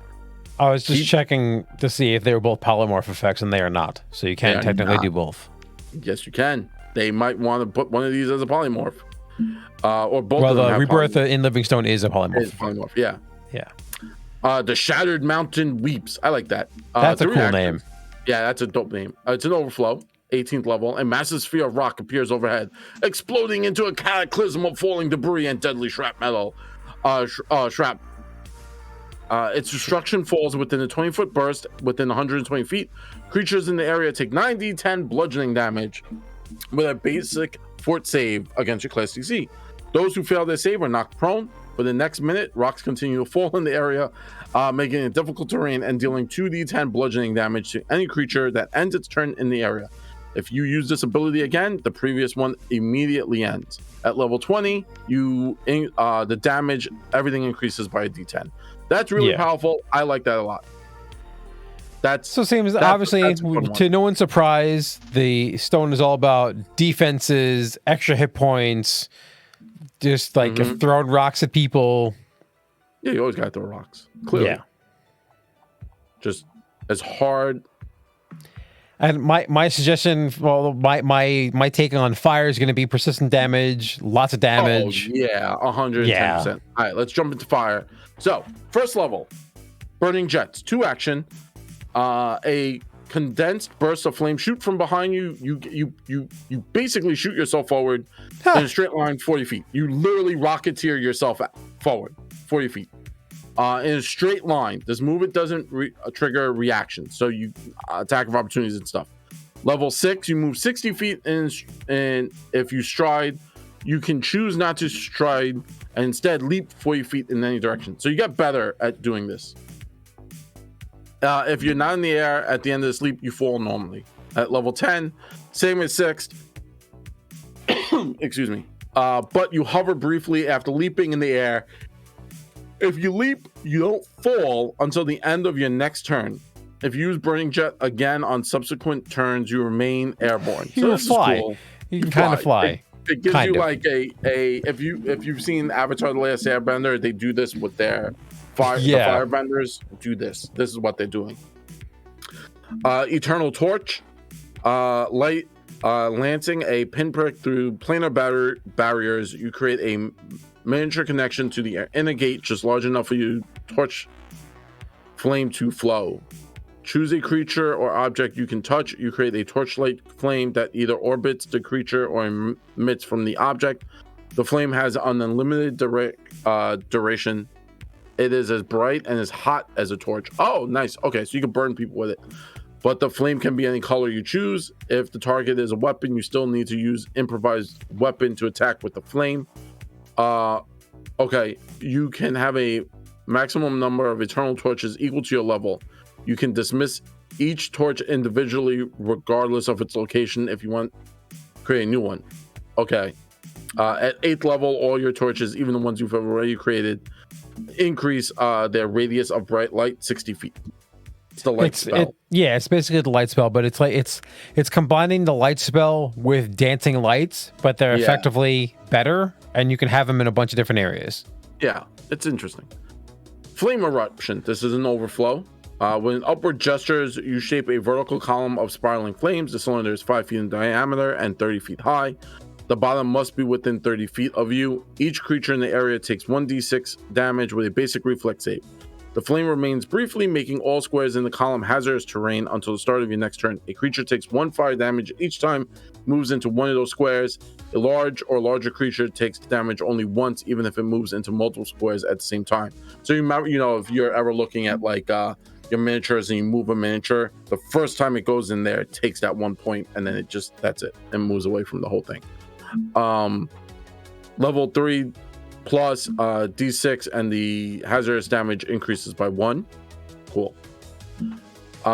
Feat level last one, Warming Nimbus. 2 actions. It's your aura. Waves of pleasant warmth flow from you, counteracting cold or magically sheltering against heat. Choose cold or fire. You and all creatures in your kinetic aura gain resistance equal to your level to damage of that type. If you have elemental resistance class feature, your resistance from Warming Nimbus is cumulative with any resistances to the same type of damage you gain from that class feature. Nice. Oh, so it just stacks. So you gain more. Yeah. So if you have fire resistance from your class, and you pick fire when you use this ability, it doubles up. Yeah, it stacks. It combines together to 1. Okay. So 4th level, Blazing Wave. 2 actions, Overflow. Flames flow out of you in a cascade, consuming everyone in a 30-foot cone. Burning Hands. Each creature in the area takes a 30-foot cone. Yeah, 30-foot cone. That spell is only 15-foot cone. 15 feet. Yeah, you're and right. It's D4s.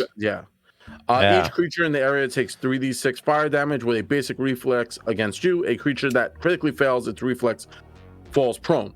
Level +2, damage increases by a d6. So it's pretty solid. It's solid. Yeah. Like it. Desert Shimmer. This is another aura. Okay, so fire seems to be like a lot of auras are popping up, I see. I like that. Heat grows intense around you, and the air wavers, ripples. You and all creatures in your aura are concealed by the intense shimmers of a heat. Any creature other than you that starts its turn in the aura takes 2 fire damage. You ignore concealment caused by the heat shimmers. So you can see out of it. You're fine. But anyone inside will take 2 fire damage. And also you're concealed. And you are concealed. That's cool. You and all creatures in your aura are concealed, but anyone else that's not you is going to take a small amount of fire damage. That's not bad. Remember, it's 10 feet out from you. So, yeah, you know what I mean? Like, so you're here, and then 2 squares away from you, they're taking damage. Yeah, and that's the reason why the damage is like people like the first reaction some people might have is like, oh, well, the damage is not that high, but you have to remember that this is like similar to stances where like you activate this once. It's not something you have to activate every turn. Ever again. You're not having Yeah. to sustain it. You activate it once and it's just there, and you're always getting the concealment, and you're immune to the concealment, and then you're also going to get this kind of damage. So this would be much more of like a melee focused one. So maybe you picked fire and earth, right? So you have a lot of those earth powers, and then you picked this ability, and you just kind of like radiating fire while beating people up with bricks, just with brick bricks. frog. Yeah, I mean, like it's a solid. It's very good. It's not bad at all. I like that one. 6th level, crawling fire, 3 actions. It's impulse, but it's not overflow. So let's see what happens. You mimic the motion of a beast, and it becomes real with flaming pelt and searing. What? You make a fire elemental Fire cat. Fire cat. You make it fire cat.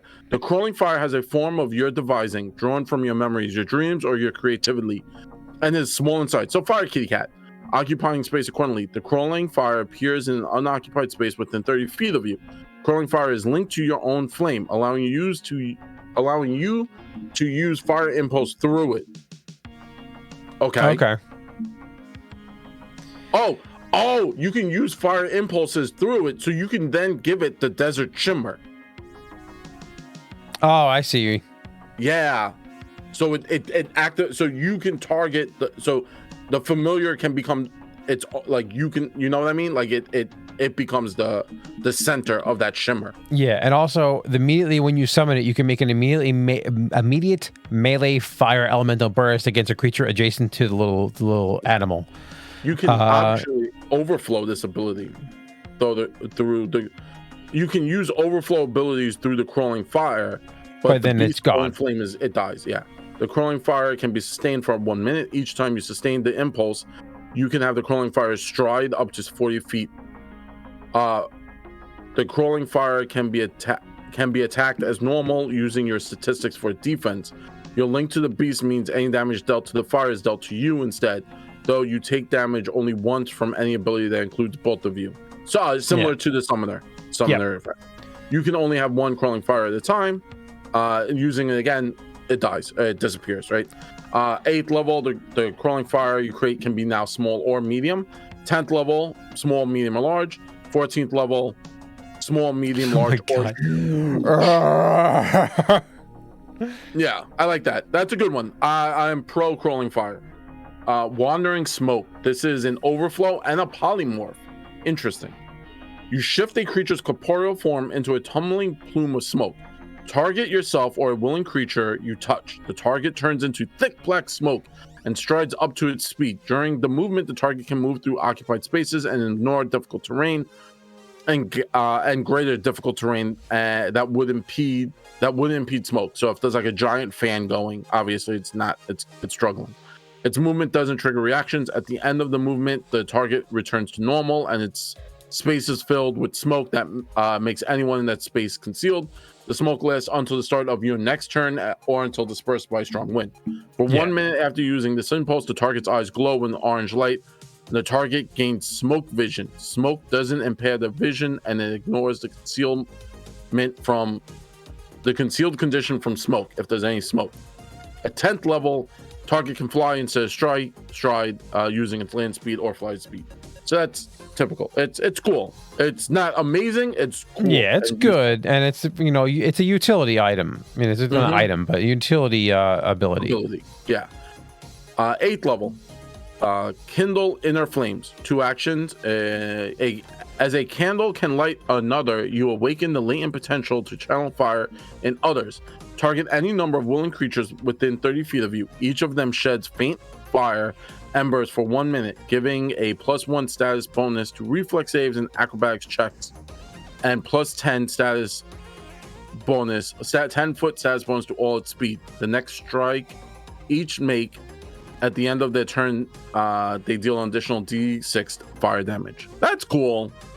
Level 12, the bonus to reflex saves and acrobatic checks is +2, and its base speed is 20 feet instead of 10 feet.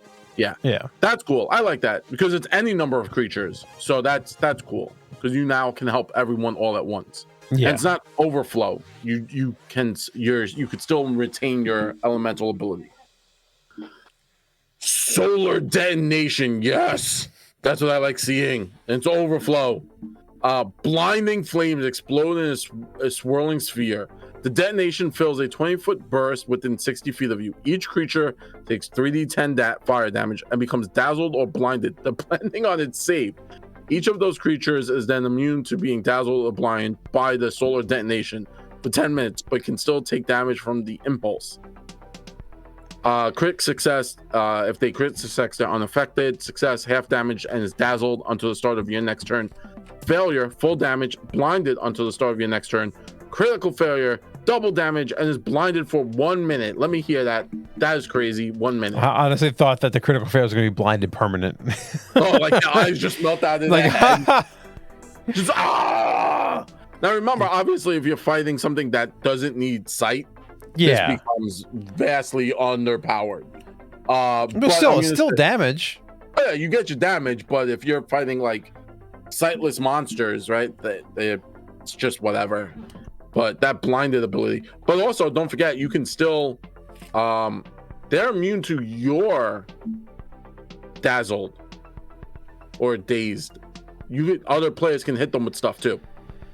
You know what I mean? Like well, it's more specifically by solar detonation. So if you had two kineticists that both had solar detonation and one of them used it, the other one would still be immune to the visual aspect of this. But it doesn't mean that they're immune to blinded or dazzled, period. It's just from this ability.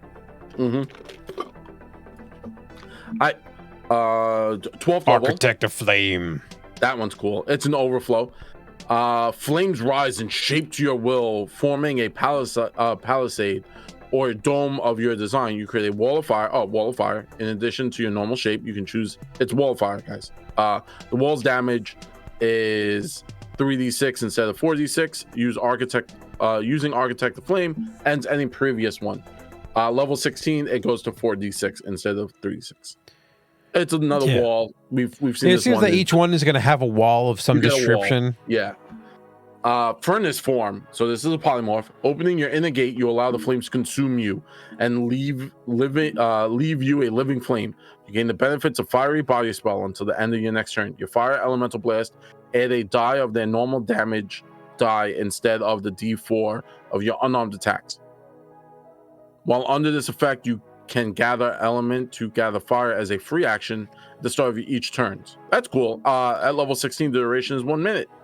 So that's cool. Solid, not terrible, not amazing. It's a solid choice. 14th level, arrive in conflagration. 2 actions, overflow. You fall through your own inner gate, leaving behind an effigy of flame and reappearing majestically near another manifestation of elemental fire. What? That whole statement. You teleport. You teleport, and what you leave behind is a fiery version of yourself. Majestically, sir. You disappear majestically. You instantly transport yourself and any items you're wearing and holding from your current space to a clear space within 120 feet of you. You can see that's adjacent to an open flame or a creature taking persistent fire damage. That's cool. If this would bring another creature with you, even if you're carrying it in an extra dimensional container, the action. You can only go. You can only go. It's just like I think Dimension Door has the same restriction or similar restriction. Yeah. In the space you left stands a pillar of fire in the shape of your body. Any creature that starts its turn adjacent to the pillar or moves into it takes 2d6 fire with a basic reflex save. Obviously, the pillar lasts until the start of your next turn. At level +3, the fire damage increases by a d6. That's cool. I like that. You always have to land majestically, though. Yeah. That's period. Majestic. You have to. They should just rename that Majestic Disappearance. Because conflagration is a cool word. It is. But the fact that they got to use majestically near another manifestation of fire was just, it's chef's kiss. Just mwah, perfect. Horrid ignition. Ignition. There you go. That scary word. You lob noxious chemical flames that cling to your foes, immolating them in painful flames. Make a ranged fire elemental blast. The blast deals 3d6 persistent fire damage. The target is enfeebled 1. Wow, as long as it has persistent fire damage. That's actually pretty good. That one's pretty good. 18th level. All shall end in flames. Whatever that is, that's pretty epic. White hot flames consume everything in a cataclysmic sphere of death. The fire fills your choice of a 30-foot burst within 500 feet or a 30-foot emanation. Deal 7d10 fire damage with a basic reflex save. Any creature dropped to 0 by the fire dies, reduced to ash. If you die to this impulse, you return to life at the start of your next turn in the same place. When you return, you have hit points equal to double your level. I am confused. I can mute myself? Yeah, you could be in this effect and you're not immune to the damage.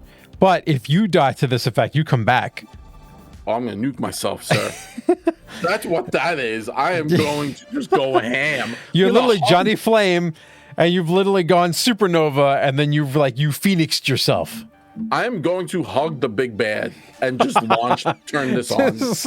You're like a flying grenade. Like I've become a bomb at that point. They should have called it living bomb. They should, yeah. Level 20 damage is 8d10. Damage goes up by a d10. Yeah.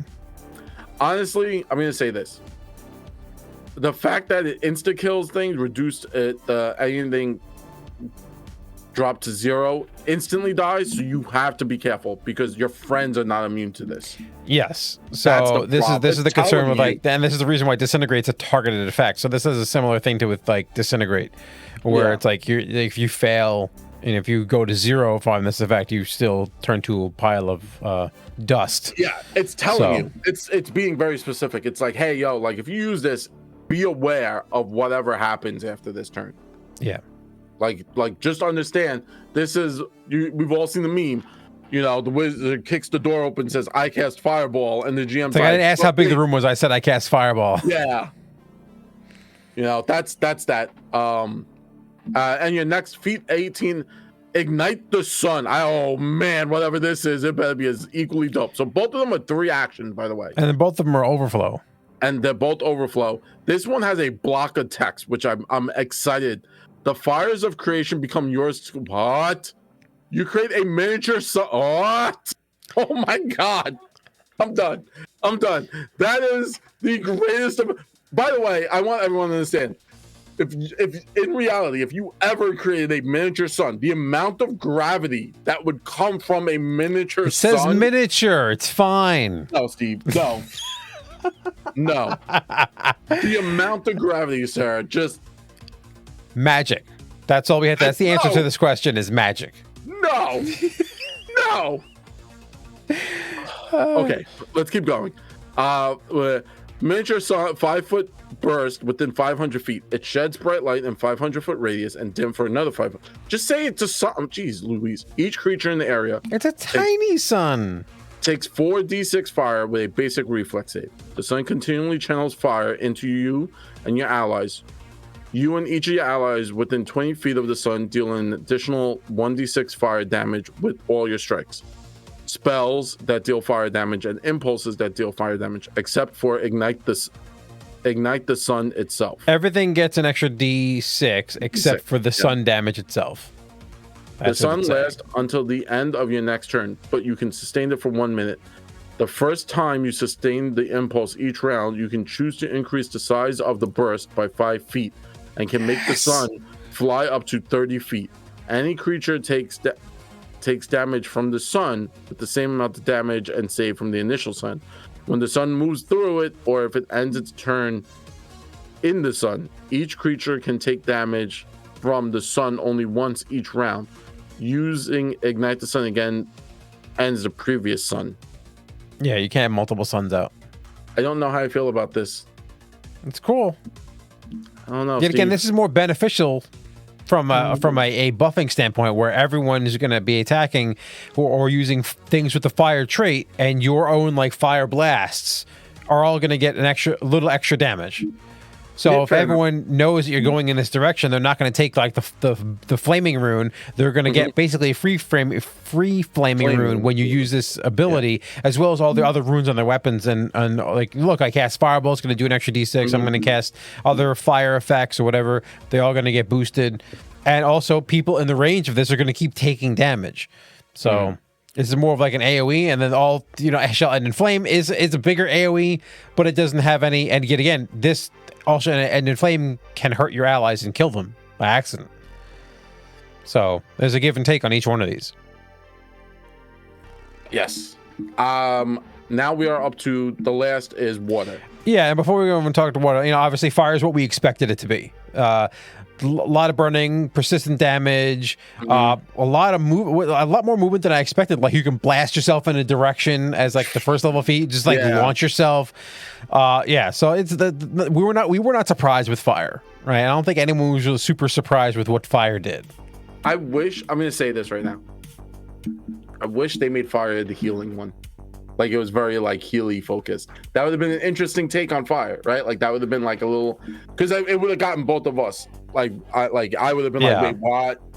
Right? Yeah, like burn away your pain and all that kind of stuff. Yeah.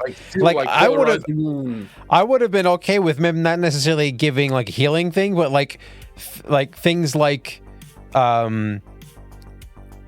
being able to reveal hidden enemies because there's so much light, cool. And also being able to stop bleeding effects with certain abilities. You just cauterize wounds. You're just like, and you just, that would have been cool, and it would have been unusual, but it wouldn't have been too game breaking. It still would have let fire do what fire does. Yeah, I think that would have been an interesting take on fire. Maybe they have stuff like that, right? Maybe. Like I said, this is not everything. Yeah, we're going to see more when the game releases. Yeah, a small bit. And then still wood and so this is what I'm confused about, right? Like, so not to be mean, but like wood, I'm a little confused about like what you're gonna get with wood. I kind of wish they brought wood here, like they took away fire and they put wood in, or like earth, and because everyone's gonna know what they're gonna get with fire. Yeah, right. Like they took away earth and they showed wood, right? Like because like I'm interested because wood's a weird one, right? Like wood is a weird element. If you think about it, right? Like, is it going to be bark skin? Is it going to be... Well, it's probably going to be bark skin. It's probably going to be like, you can like explode tree. You can, when you summon your tree or your wood element, and you can explode it into like slashing damage. It's probably going to be bleeding with it. Yeah.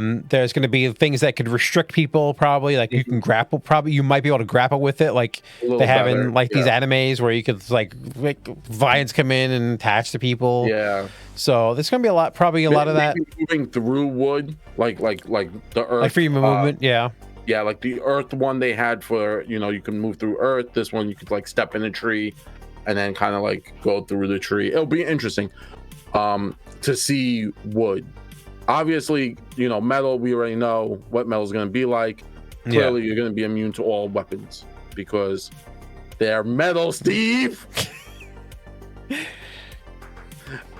I'm just saying, if someone was like, hey, Magneto can move a sword, and you're like, well, the sword doesn't have the metal, I'm going to fight you on that, Steve.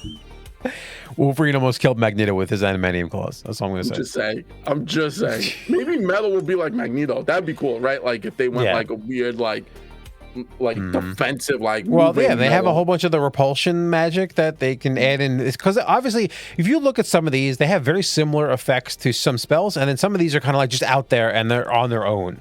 So they're definitely going to have some of them that have that weird spell mimicry thing where it's going to be like as if this spell, or it's going to very closely resemble a spell that exists, and then there's going to be other ones that be like you could, a high level ability is like you activate it and everyone's who's holding a metal object has to make a save, or the object flies out of their hand and attaches to you. Yeah, that'd be pretty cool. Or like you create a metal thing obelisk on the ground, and all metal gets attracted to it if it fails to save. I want them to instantly create animated weapons. That'd be cool. That'd be a pretty cool one, right? Like they could just be like, oh, your sword's alive now, and now it's attacking you. Come at me, bro. All right, so water. So first level, deflecting wave reaction, pretty cool. Overflow, that's important. Trigger, you would take acid, bludgeon, fire, or slashing damage from an enemy attack, spell, or hostile effect. That's cool. Requirements, you are aware of the hostile effect and aren't flat-footed against it. So traps, right? Like if you spring a trap, this is a reaction. it doesn't affect you. It's a reaction. Yeah. The water you gather explodes into a wave that blunts or disperses the incoming attack. You gain resistance to damage from the triggering effect equal to your level if it's bludgeoning, slashing, or double your level if it's acid or fire. If the effect deals more than one applicable type of damage, apply the highest resistance, but apply it only once. That's cool. So I guess like if someone throws an acid bomb at you, right? So there are some spells that do multiple types of damage. It's like fire and shadow, or I think is one common one. And then there's sometimes maybe I'm shooting an arrow at you, right? So let's say I'm shooting, or let's say I'm slicing you with a sword, right? So it's slashing. So the slashing would trigger, but it's also on fire. So it's cutting you with fire. So you pick the one that's going to do the most. Tidal Hand, Overflow. With an emphatic gesture, you create waves that rush out from you in the shape of your hands. Oh, that's cool. You either form two 15-foot cones that don't overlap, or you combine the hands into one 30-foot cone. Each creature in the title takes 2d6 bludgeoning damage, reflex save. On a crit failure, you push them back 5 feet. And level 2, increase damage by d6. That's cool. Yes, every 2 levels, you're going to get more damage. Mm-hmm. And this is also Overflow as well. Yep. So far, there's a lot of overflows. I'm just saying. There's 2 overflows so far. Water Dance, 2 actions. A surge wave forms behind you and around a creature, pushing it forward rapidly. Target a willing creature within 30 feet. A wave appears behind them. Oh, they get to surf. And it lets them stride like 30 feet. If the target is in water, it can swim 40 feet. The target gains a +2 bonus to defense against any reaction triggered by this movement. If you target yourself, you can move twice instead of once. And then it has an increased effect of the distance you can stride or swim increases by 5 feet for every 3 levels you go up. Yep. I like the fact that this has an effect where if you're in water and you can swim faster than if you're on land, which goes back to one of the abilities that they have is where you can kind of like expand your element into a larger area. So if I find some water and I can make more water, and now, you know, if it's enough that we can swim instead of walking, then I can improve this effect. Yeah, and everything becomes awesomer. Next up is Winter's Clutch, 2 action. Interesting. It's an aura. So you get your first aura. Flakes of chilling snow whirl around you. Any creature that enters the aura or ends takes 1 cold damage. An individual creature can take damage from Winter's Clutch only once. At the end of each of your turn, the snow in the aura collects in a snowdrift. Choose 3 contiguous squares within the aura to fill with snow. These squares are difficult terrain until the start of your next turn. Heightened level +1 increases the snow damage by 1. Yeah. That's interesting. This is more about making difficult terrain than it is about the damage. Yeah, you create snowdrifts. I like that. All right, 4th level. Return to the sea. 3 actions. Transmutate. A morph. And it's primal. Interesting. You adapt a creature. Go ahead. Sorry. You adapt a creature to living and moving in water. Target a willing creature within 30 feet for 10 minutes or until you use this again. It gains the effects of feet to fin spell and can breathe on the water. In addition, it ignores the effects of waters normally has on bludgeoning and slashing attacks. At 6th level, you can do it to 5 creatures. So you can make aqua people. Yeah, so for those who don't know what the morph trait is, the morph trait is a subset of polymorph. So polymorph is your whole body changes into something, whether it's good or bad.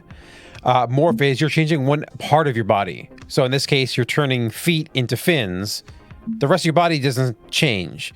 So this allows people to get the benefits of that effect, but the rest of their body is unchanged. So that's what the morph effect means. I support this. All right, 4th level, Veil of Mist, 2 actions. It's visual illusion. Deceptive Mist hides your features with other visage with another visage. This has the same effect of an illusionary disguise, but lasts for 10 minutes. You become temporarily immune to the veil of mist for 10 minutes. Level 6, the same as second level illusionary disguise, and at level 10, third level illusionary disguise. I'm just gonna say this: if McBluff is in chat, they stole your character. Your character that you created and put in our art chat. So McBluff, they're watching you. They see you. McBluff did like art in our Discord, and the character was standing there, cool character, and their face was just missed. And this is exactly that. Yeah. So it was really cool, and clearly they are watching McBluff's art, and they're like, "Yep, that's what we're stealing." But it's interesting. Veil of Mist, I like that. It's different. It's a really different concept, and I like different. I'm a fan of different. Also, illusionary disguise, right? Like this character might not have a high charisma, right? Like if depending on how you build it. But they might not have a high charisma, and they're like, I can't lie my way in. Look at my face. They're gonna know it's me. And then you're like, no, missed. 6th level, Slippery Sleet, 3 actions. It's an overflow. A deluge of freezing rain pours down in a 20-foot burst within 120 feet. Each creature in the area takes 4d4 cold with a basic reflex save. Surfaces in the burst are coated in slippery ice until the start of your next turn. Those surfaces are considered difficult and uneven ground with a balance DC of 15. A creature is flat-footed on the ice as normal for uneven ground. Heightened level 2, D4 additional damage. That's cool. I like that. Yeah, I like the uneven ground part. Yeah, because now you have to make a balance check. Yeah. So that you eat up more actions. You're just eating them up. Standing Surf. 3 actions, overflow. Water rushes up in a vertical sheet that stands suspended before you. It's wall of water from Secrets of Magic. So this is their wall, 6th level wall. Yep. When was the fire one? The fire 12th level for Wall of Fire. Yeah. And then the stone one, I'm looking for the stone one. 8th level for the air one. It's Celestial Palisade. Rock Rampart is a 12th level for Earth. It's the 12th level. Oh, there it is. Wall of Rock. So it was 8 for air, 12 for fire and earth. Fire and earth, and this one is 6th. So the water is the earliest wall you can get. Yeah, which is fine. 8th level, lowland fog. Because you can swim through the water one. That's the thing. That's the problem. It's not as solid as everything else. Yeah. So 8th level, lowland fog. It's an overflow. Impenetrable fog with a chaotic swirling pattern consumes the battlefield and hides the movement of creatures within it. You create a fog bank in a 10-foot burst within 120 feet. All creatures in the fog are hidden, and all creatures outside the fog become hidden to the creatures in the fog. Then one creature of your choice in the area can step or stride, provided it ends its movement inside the fog. The fog lasts until the start of your next turn. If a creature attempts to target a creature within the fog, all observers disbelieve the illusion after the effects is resolved. For instance, if a creature made an attack into the fog and guessed the location of the target, the flat check for the target being hidden would apply to the attack, and regardless of the results of the attack, all creatures observing would disbelieve the illusion. What? So the wall would fail as soon as someone's hit. Oh, I see what you're saying. The moment I'm struck. No, and regardless of the result of the attack. So long as you target somebody, wow, that's not good. That's terrible. All creatures in the fog are hidden, and all creatures outside the fog become hidden to the creatures inside it. Once one creature choice takes that, provide ends. Okay, yeah, the target lasts until your next turn. If a creature attempts to target a creature within the fog, all observers disbelieve the illusion after the effect is resolved. That's dumb. Yeah, because when seeking a creature using only imprecise sense, it remains hidden rather than observed. A creature you're hidden from is flat-footed to you, and it must make a DC 11 flat check when targeting you with an attack, spell, or other effects. But the moment, like, I could just, okay, so my monster now just, it's gonna make a random attack, and if it's a spellcaster, it's just going to. I shoot my crossbow. Oh, the whole thing gets now. The whole thing goes away. Now I can shoot my lightning bolt. My next turn I can. You know, not what I mean? next turn. I just shot my crossbow bolt. I have two actions. My next action. Yeah. That one. I don't know about that. One seems really rough. I would be more okay with this if people on the inside could clearly see people on the outside as a defensive thing. Yeah.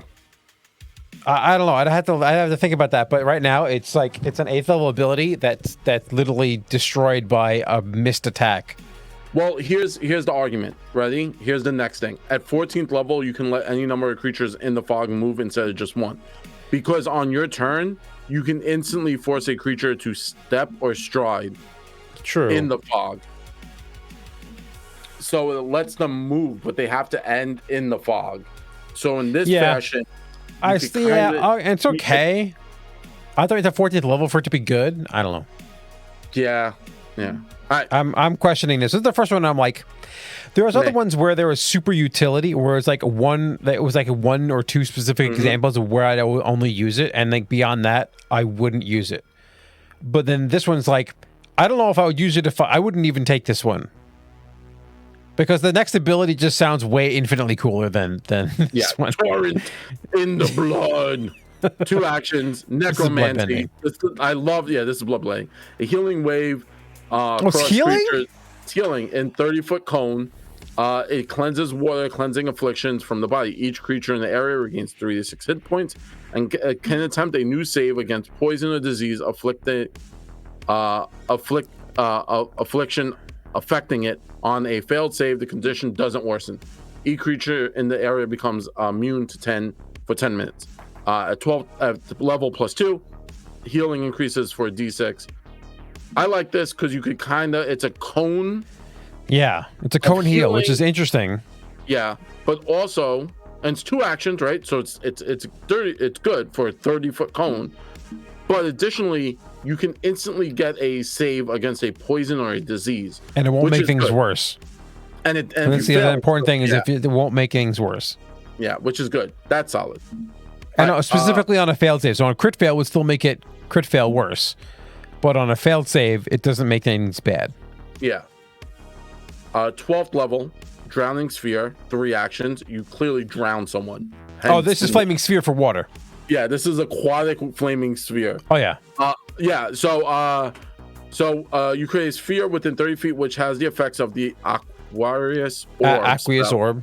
Aqueous Orb spell, except using your Kinetic DC. In addition, the sphere grow whip-like tendrils of water to lash out at nearby foes or the foes trapped within it. As long as the sphere is within 30 feet, you can make a melee water elemental blast attack from the sphere's location instead of your own, which can target creatures in the sphere. You can only have 1 drowning sphere at a time. If you create a second, it ends it. There's that's wrong. That's so wrong. While you're drowning, you're getting obliterated. That's really powerful. I like it. I like it too. Glacial Prison. This is Overflow, Primal, and Transmutation. So obviously something really cool. Incapacitation. That's a bad trait. Yeah. Intense cold captures your foes in a clutch of frost, slowing it down and turning its body to ice. Target a creature within 120 feet and must make a fort save against your class DC. The creature is then immune for 24 hours. Now it's obviously success-based. Critical success, target is unaffected. Success, the target is slowed one until the end of its next turn. Failure, the target is petrified, except its body is turned to ice instead of stone, giving it hardness 5 and leaving its bulk unchanged. This lasts until the end of your next turn, but if the target is affected by a hostile action, the effect ends immediately. Critical failure, same as failure, but after becoming unfrozen, the creature is slowed 1 until the end of its next turn. That's pretty solid. Yeah. You take an on a failure, they get petrified. That's so good. Yeah, you take an enemy out the round. You take someone out for a round. Yeah, literally, that's what it is, and that's powerful. 14th level, Barrier of Boreal Frost, Overflow. You form an intricate structure of ice, such as wall bricks made of packed snow or a screen of enormous icicles. This has the effect of Wall of Ice. Oh, you get 2 walls Oh. of your spell level rounded up. It can be a wall, not a hemisphere.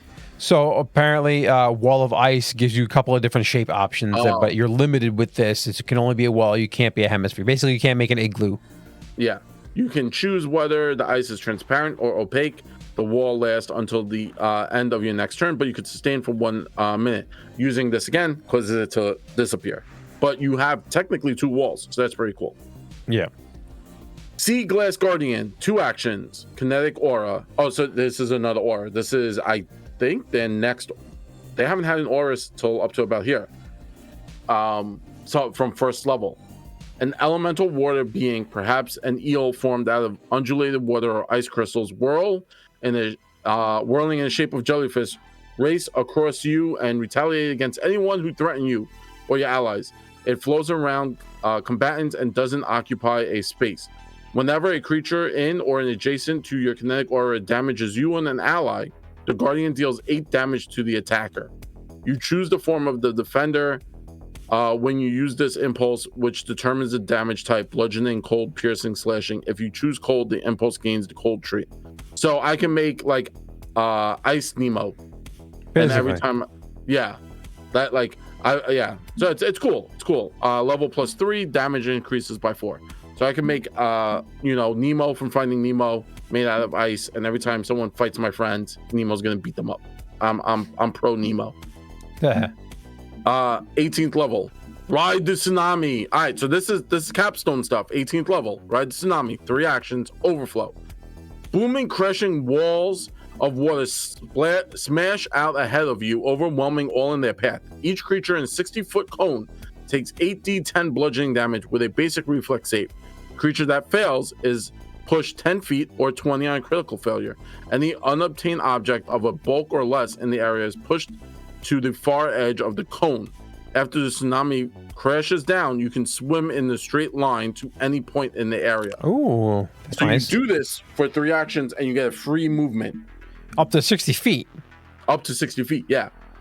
Wow. I usurp the lunar rains. 3 actions, Overflow. So this is interesting. Fire did the same thing, 2 overflows. So let's see what this happens. You can fully create water and control the tides, subverting even the moon's sovereignty. What? In a 20-foot burst within 120 feet of you, you manipulate or create water in your choice of the following ways: raise or lower the level of water by 10 feet, create a pool of pure clean water. This water may be created on the surface, not in the air, and flows normally. It doesn't deal damage. Make water in an air turbulent or calm. This can reduce difficult terrain to calm water, turn greater difficult terrain into difficult terrain, or turn calm water into difficult terrain. But it cannot turn difficult terrain into greater difficult terrain. This lasts until the end of your next turn, but you can sustain the effect. You could sustain the effect. I'm assuming this is basically like Control Water, but like an amped up version of Control Water. So those are all the elemental abilities. What are your thoughts on them, Steve, so far? So if you're going to play Kineticist, now I'm not sure if we're going to go over the regular feats as well, because remember, you have to intersperse these with regular feats, but obviously the elemental feats are going to be your bread and butter abilities, right? So you have to keep in mind, you have auras that you can activate and keep running. You have non-overflow abilities and overflow abilities, and you don't want to do them wrong. The overflow abilities are really cool. You can't take too many of them because it's just going to decrease your economy of actions, because every time you use an overflow effect, you have to then gather your element again and then to use another overflow effect. So, but if you use a bunch of non-overflow effects, you can use a bunch without having to gather your materials every action. Yeah. So this is the game you have to play, especially if you're going to be playing with 2 elements, or you're either universalist where you can pick any of the elements. You're going to be real thin on actions, because remember, just because I can coalesce fire because I picked the universalist, if I took Ride the Tsunami, the fire's not going to do me any good if I didn't take any fire abilities. The only thing I could do is I could throw fire. I could throw a ball of like fire with the basic ability. So, and maybe regular feats have other options that you can add. Maybe there's extra impulses for generic, because they mentioned that there may be generic impulses as well. So there may be ones you can collect with regular class feats. Just kind of have to be careful with which feats you're picking. Just be mindful of the picking too many overflows and even too many auras, because remember, you can only have one aura going at a time. I concur. I was just looking at some of the general feats, like the first level feats that they had. And I'm going to say this. I was a bit underwhelmed by some of the elemental abilities, right? Like the fire wasn't as explosive as I thought it would be, right? The earth was exactly kind of what I thought. The air was interesting, and the water was also very interesting, depending on how you wanted to play it, right? But the fire underwhelmed me. But I was just looking at like some of their general feats, and like the first one, a level 1 feat, elemental weapon. I saw that. You literally you choose, when you select this feat, you choose an element you can channel and one type of weapon, and you instantly form it. It also, the weapon is still the gathered element and can be used for impulses. So the moment you gather your element, you create your flame sword, right? Flame sword, dope, right? Now I have my flame sword, you know, like Thundar the Barbarian, right? Like my sun sword, and then I now have that, and I'm like, and I'm stabbing things and causing fire damage. And now, looking at that feat, and then looking at some of the fire feats, I'm like, oh, that additional bonus fire damage suddenly becomes very powerful early on because I have a flaming sword. And I didn't see that, right? Like, so we skipped that. But now seeing that, I'm like, oh, there's a reason why you want to kind of grab regular feats and some of these elemental feats, and you'd want to intersperse them, because if you're going more of a melee, like a melee focus, right? You can elemental form a weapon, so rock, right? Like, so I want a stone gauntlet, right? Which is perfectly fine. You can argue that, right? Like spike gauntlet. I'm gonna choose spike gauntlet as my elemental weapon. I create a earth spike gauntlet, right? And that's cool. And now I'm in the fight. I'm like, I'm punching things with my spike gauntlet, and then you know, and maybe I took the dual element, dual gates, and then I can cause the, you know, fire to like erupt around me. So now I have fire and I'm punching things. I'm very aggressive. You know what I mean? There's a lot of ways you could play with these feats and your abilities. I would want, and here's kind of my take on this. I think it's cool. I think it still has a too many feats problem. I think they could have gotten away with making the general feats more general in the yet again, I haven't really looked at the feats, but there are okay, let's take the wall spells, right? There is a wall spell for everyone. Every single element so far that we've seen, all the general, you know, earth, fire, water, wind, all have a wall spell. Why couldn't that have been a generic feat that says you can create the wall of your associated element? Meaning that, and they would list, like, if you have fire, you get wall of fire. If you have earth, it's wall of stone. If you have water, maybe it's the wall of water instead of the wall of ice. Maybe the wall of ice is the improved version, right? And then if it's air, it's the wall of air. And that's one feat I take as a general feat that depends on my choice at the beginning of first level. Then says, okay, well, because you pick dedicate, you only get wall of fire because you pick fire.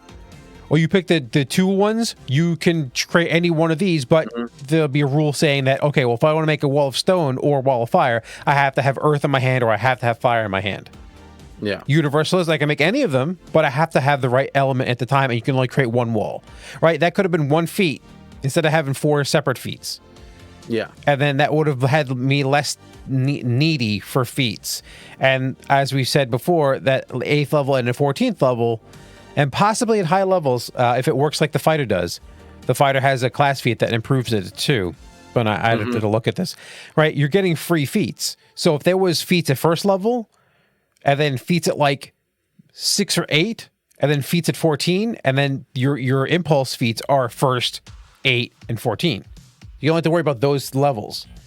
This could be complicated for a new player, especially like there's like a ton of feats. You could really get lost in picking too many impulse feats and not being useful. Oh yeah. I'm looking at like a lot of the general feats. Like one of them is rapid attunement, right? It's a 12th level feat. Let me get there. Yeah, it's like 12th level feat.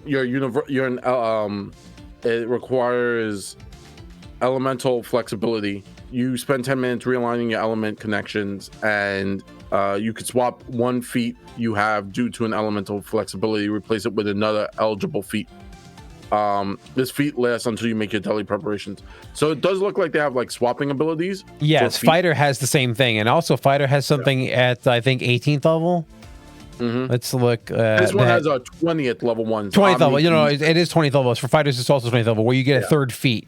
Yeah, it's the improved elemental flexibility. You realign your gate with a thought, replace one of the feats you have from elemental flexibility with another eligible feat. So you're able just to quickly like swap them in and out what you need, where you need it. Yeah, because like you're like, oh man, I need this real quick.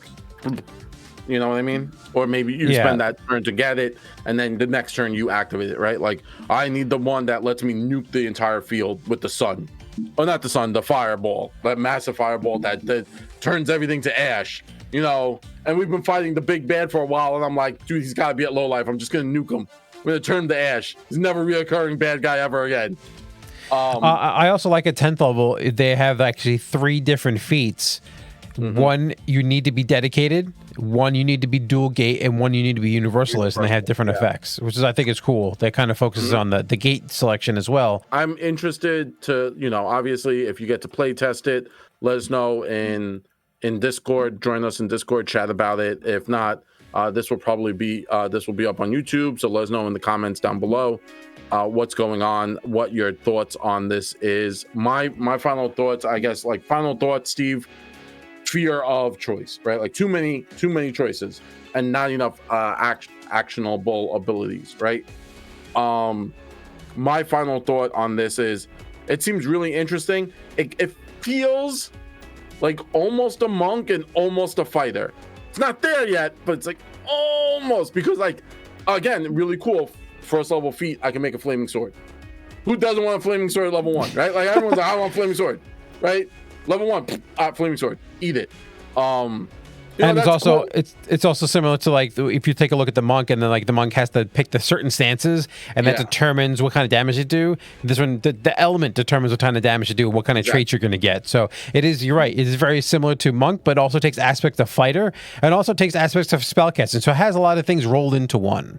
Yeah, this is, I want to say again, you know, since the last, you know, the thaumaturge and the psychic, this is again, I feel this turns into an advanced class because there's a lot of options. On the opposite side, on the positive side, this looks dope as fuck. Like I really want to play it.